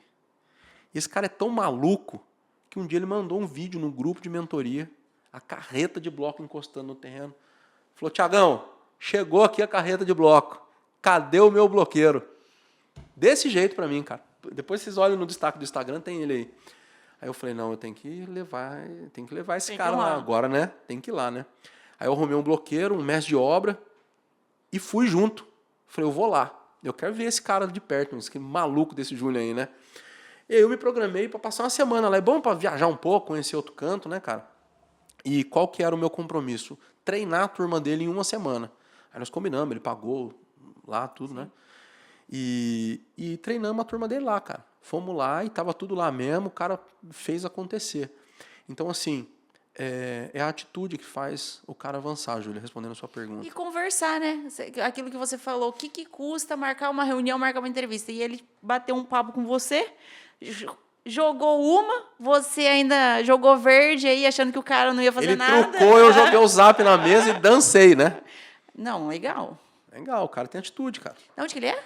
É de Quirinópolis, Goiás. Aí tem o Bené do Rio, que é outro... Quirinópolis é pequeno, né? Pequena, cidade pequena. Por isso que ele falou, 200 quilômetros. Eu falei, meu Deus, onde que ele mora, então? Mas lá o agro é muito forte. Eu fiquei impressionado de ver uma cidade pequena, só caminhonetona pra rua. Ah.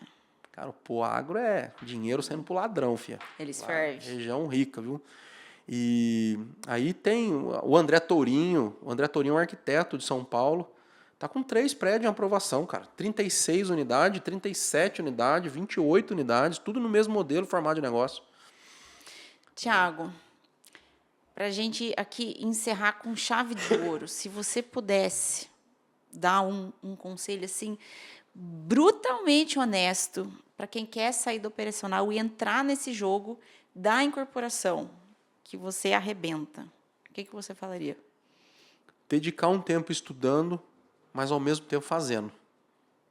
Então, assim, não saia fazendo, porque é um jogo que envolve muito dinheiro. Então, o buraco pode ser muito grande, mas também não pode ficar dentro de casa fazendo conta. Entendeu? E o que eu quero dizer com isso? Ah, Thiago, então já vou sair e comprar um terreno? Não. Você pode desenvolver o seu plano que você quer fazer e fazer aquilo que a gente conversou. Agenda com um contador, com um advogado, que você... O construtor, ele sai atrás de pedreiro e engenheiro. O incorporador, ele sai atrás de advogado e contador. Né? Então, desenhe o plano que você quer fazer. Contate esses profissionais e comece a fazer de forma segura. Porque se você não começar... Eu falo isso direto nas lives pra galera. Eu falo, cara, começa, bicho, porque não custa, é R$0. É catar a porra do telefone. Falou, meu nome é Júlia, eu sou incorporador imobiliário, estou contratando uma assessoria jurídica, tem um plano aqui, você pode me receber para falar desse negócio? Cara, 90% dos advogados e dos contadores vão te receber tapete vermelho, cara. Eu só penso uma coisa, se você está reforçando isso, é porque realmente o pessoal não faz. Não faz! O pessoal não Não faz! É sempre assim, porque Não. parece uma coisa óbvia, né? Você tá falando assim, não, mas ele tá falando de novo isso. Sim, Cara, e entra na mentoria assim, cara, eu vou contratar o Fernando e a Ana. Só se não tiver um aí do seu lado. Porque eu quero que você passe pelo processo, cara. Porque é muito fácil. É muito fácil estar aqui, com Né? certeza. E qual que é a diferença? Pô, o advogado imobiliário da sua cidade é que nem eu brinco, né? O advogado criminalista, ele conhece o traficante, o dono da cadeia e o delegado da cidade. O imobiliário é a mesma coisa. Ele conhece o cara do cartório de registro, ele conhece a prefeitura. Vai facilitar muito o caminho. Demais! É. Entendeu? As leis da cidade, igual o que você falou, Totalmente. muda. Totalmente. Então, assim, cara, e assim, se fosse uma coisa... Cara, como é que eu começo uma loja de planejados? Um posto de gasolina é muito mais difícil que começar uma incorporação imobiliária. Você só precisa dedicar seu tempo, velho, e coragem de sair de casa. Porque daí você vai lá, arrumar um advogado. Pô, doutor, beleza, ó, eu vou fazer uma opção de compra. Quando você faz uma opção de compra em R$1.000, R$2.000, cara, não é o dinheiro do fim do mundo, não é que nem Paula. Cara, pra você comprar a serra é 10 pau, né? Sei lá. Não, sim. E aí, cara, beleza, vai fazer ali o contrato. Aí você encontra um terreno, você faz uma opção de compra, amarra o terreno. E aí você faz estudo de mercado. Qual que é o próximo passo que ninguém faz? Pô, cara, eu fiz o meu estudo de mercado. Eu tenho que apresentar o meu projeto para 5, 6 imobiliárias da região. Para ver se... Bora ligar, bora correr atrás. É isso, cara. Aí os caras, não, que eu falei com o corretor. Que porra nenhuma de corretor, cara. Agenda na imobiliária. Manda foto para mim. Do celular na imobiliária. Não, eu vou até encurtar. A gente está indo para o final, mas eu tenho que falar uma coisa. As pessoas acham que está tão no digital que a pessoa, assim, ela quer oferecer um serviço e manda uma mensagem no WhatsApp para a empresa. Ela acha que a empresa está lá esperando a mensagem dela. Não. Tipo assim, claro, vamos marcar um café, vou te receber com o maior prazer. Sendo que ela tem 1 milhão de atividades para poder fazer. Não, Exato. Você tem que ir lá, se apresentar, passar essa credibilidade, essa confiança. Isso. Ó, eu sou tal e tal. Mas, pelo amor de Deus, as pessoas param. Se não responde o WhatsApp, a pessoa já desiste ali. Exato. Mas eu falei com o corretor, eu falei, cara, o cara não é seu inimigo, velho. Tem isso em mente, né? Às vezes você está numa cidade menor e que você vai ter que trabalhar com aquele cara e é isso aí, empreender, engolir um sapinho de vez em quando, velho, entendeu? Ou o sapão, né? Vai saber. O Flávio Augusto fala isso, né? O empreendedor que tem sucesso é o maior engolidor de sapos. De sapo que tem, paciência. É o que aguenta, porque tem isso. hora que alguns perdem a paciência e daí que dá errado. Aí eu vou ficar aqui chorando porque o corretor de imóveis não me atendeu. Eu falei, irmão, então larga a mão de ser incorporador, velho. Porque, né? Desiste, irmão, porque, né? É mais ou menos por aí mesmo. Tiago, quero te agradecer. Eu que agradeço pelo bate-papo de hoje. Desculpa se foi meio técnico, né, mas não tem como falar de incorporação se não falar de número, essas coisas, né? Eu acho que traz um pouquinho da realidade para as pessoas que têm atitude e para o outro lado. Tipo, quero, mas o que eu tenho que estudar? É o que você falou, não adianta. Se você não souber isso, o tombo é muito grande. É isso. O dinheiro, o jogo, são valores altos. Sim. Independente se é o seu ou do outro. Você tem que tomar cuidado. Né? Então, por favor, deixe suas redes sociais aqui para a galera, para quem... Importantíssimo. Sim, com certeza. Seus cursos também para falar. Eu estou no YouTube, você pode procurar lá por Tiago Incorporador, Tiago com TH. No Instagram, Tiago Incorporador também, Tiago com TH. E no TikTok, a mesma coisa. Então, eu produzo vídeos para o Instagram, para o TikTok, para o YouTube. Vai ser um prazer te receber lá. No YouTube, eu faço lives semanais. Se você quiser participar de alguma live minha, vai ser muito bem vindo lá. E a gente tem um grupo de lives, tá? Se você, tanto no Instagram, no TikTok ou no YouTube, tem um link, você entra lá, se cadastra, entra no grupo das lives, que a gente te avisa e manda o link. Geralmente, antes de acontecer as lives, eu gravo um videozinho e falo, pessoal, hoje vai ser isso, assim, assim, assado, tal hora, tá aí o link, vem participar com a gente. E vem participar das lives. Além do conteúdo gratuito que a gente tem nas redes, eu tenho um curso gravado de incorporação imobiliária, que é a Escalada Imobiliária. Eu tenho um grupo de mentoria que é o Vértice, tá? Onde a gente trabalha com mentorias. E a gente faz eventos presenciais. Estamos para fazer um agora, em março, aqui em Taubaté. Tem todas as informações lá nos meus links, acessando lá tem as páginas. Bora. Muito obrigada. E fica convidado para o meu evento presencial, Júlia. Vou pegar o dia aí, se eu tiver para cá. Que dia de março que vai ser? Eu não estou com a data definida ainda, porque nós estamos ajeitando os hotéis, né? Mas nós vamos fazer 2 dias, a gente costuma fazer 2 dias inteiros. E um dia antes, a gente recebe o pessoal numa churrascaria. Aqui em Taubaté para fazer network. É completo. Só estou falando que é completo. Ele não... É isso aí. Muito obrigado mais uma vez. Eu agradeço. Para você que acompanhou a gente até aqui, muito obrigado por mais esse episódio, né? Siga a gente nas redes sociais, casagior.podcasts e o meu pessoal, ju.gimenez. E até o próximo episódio.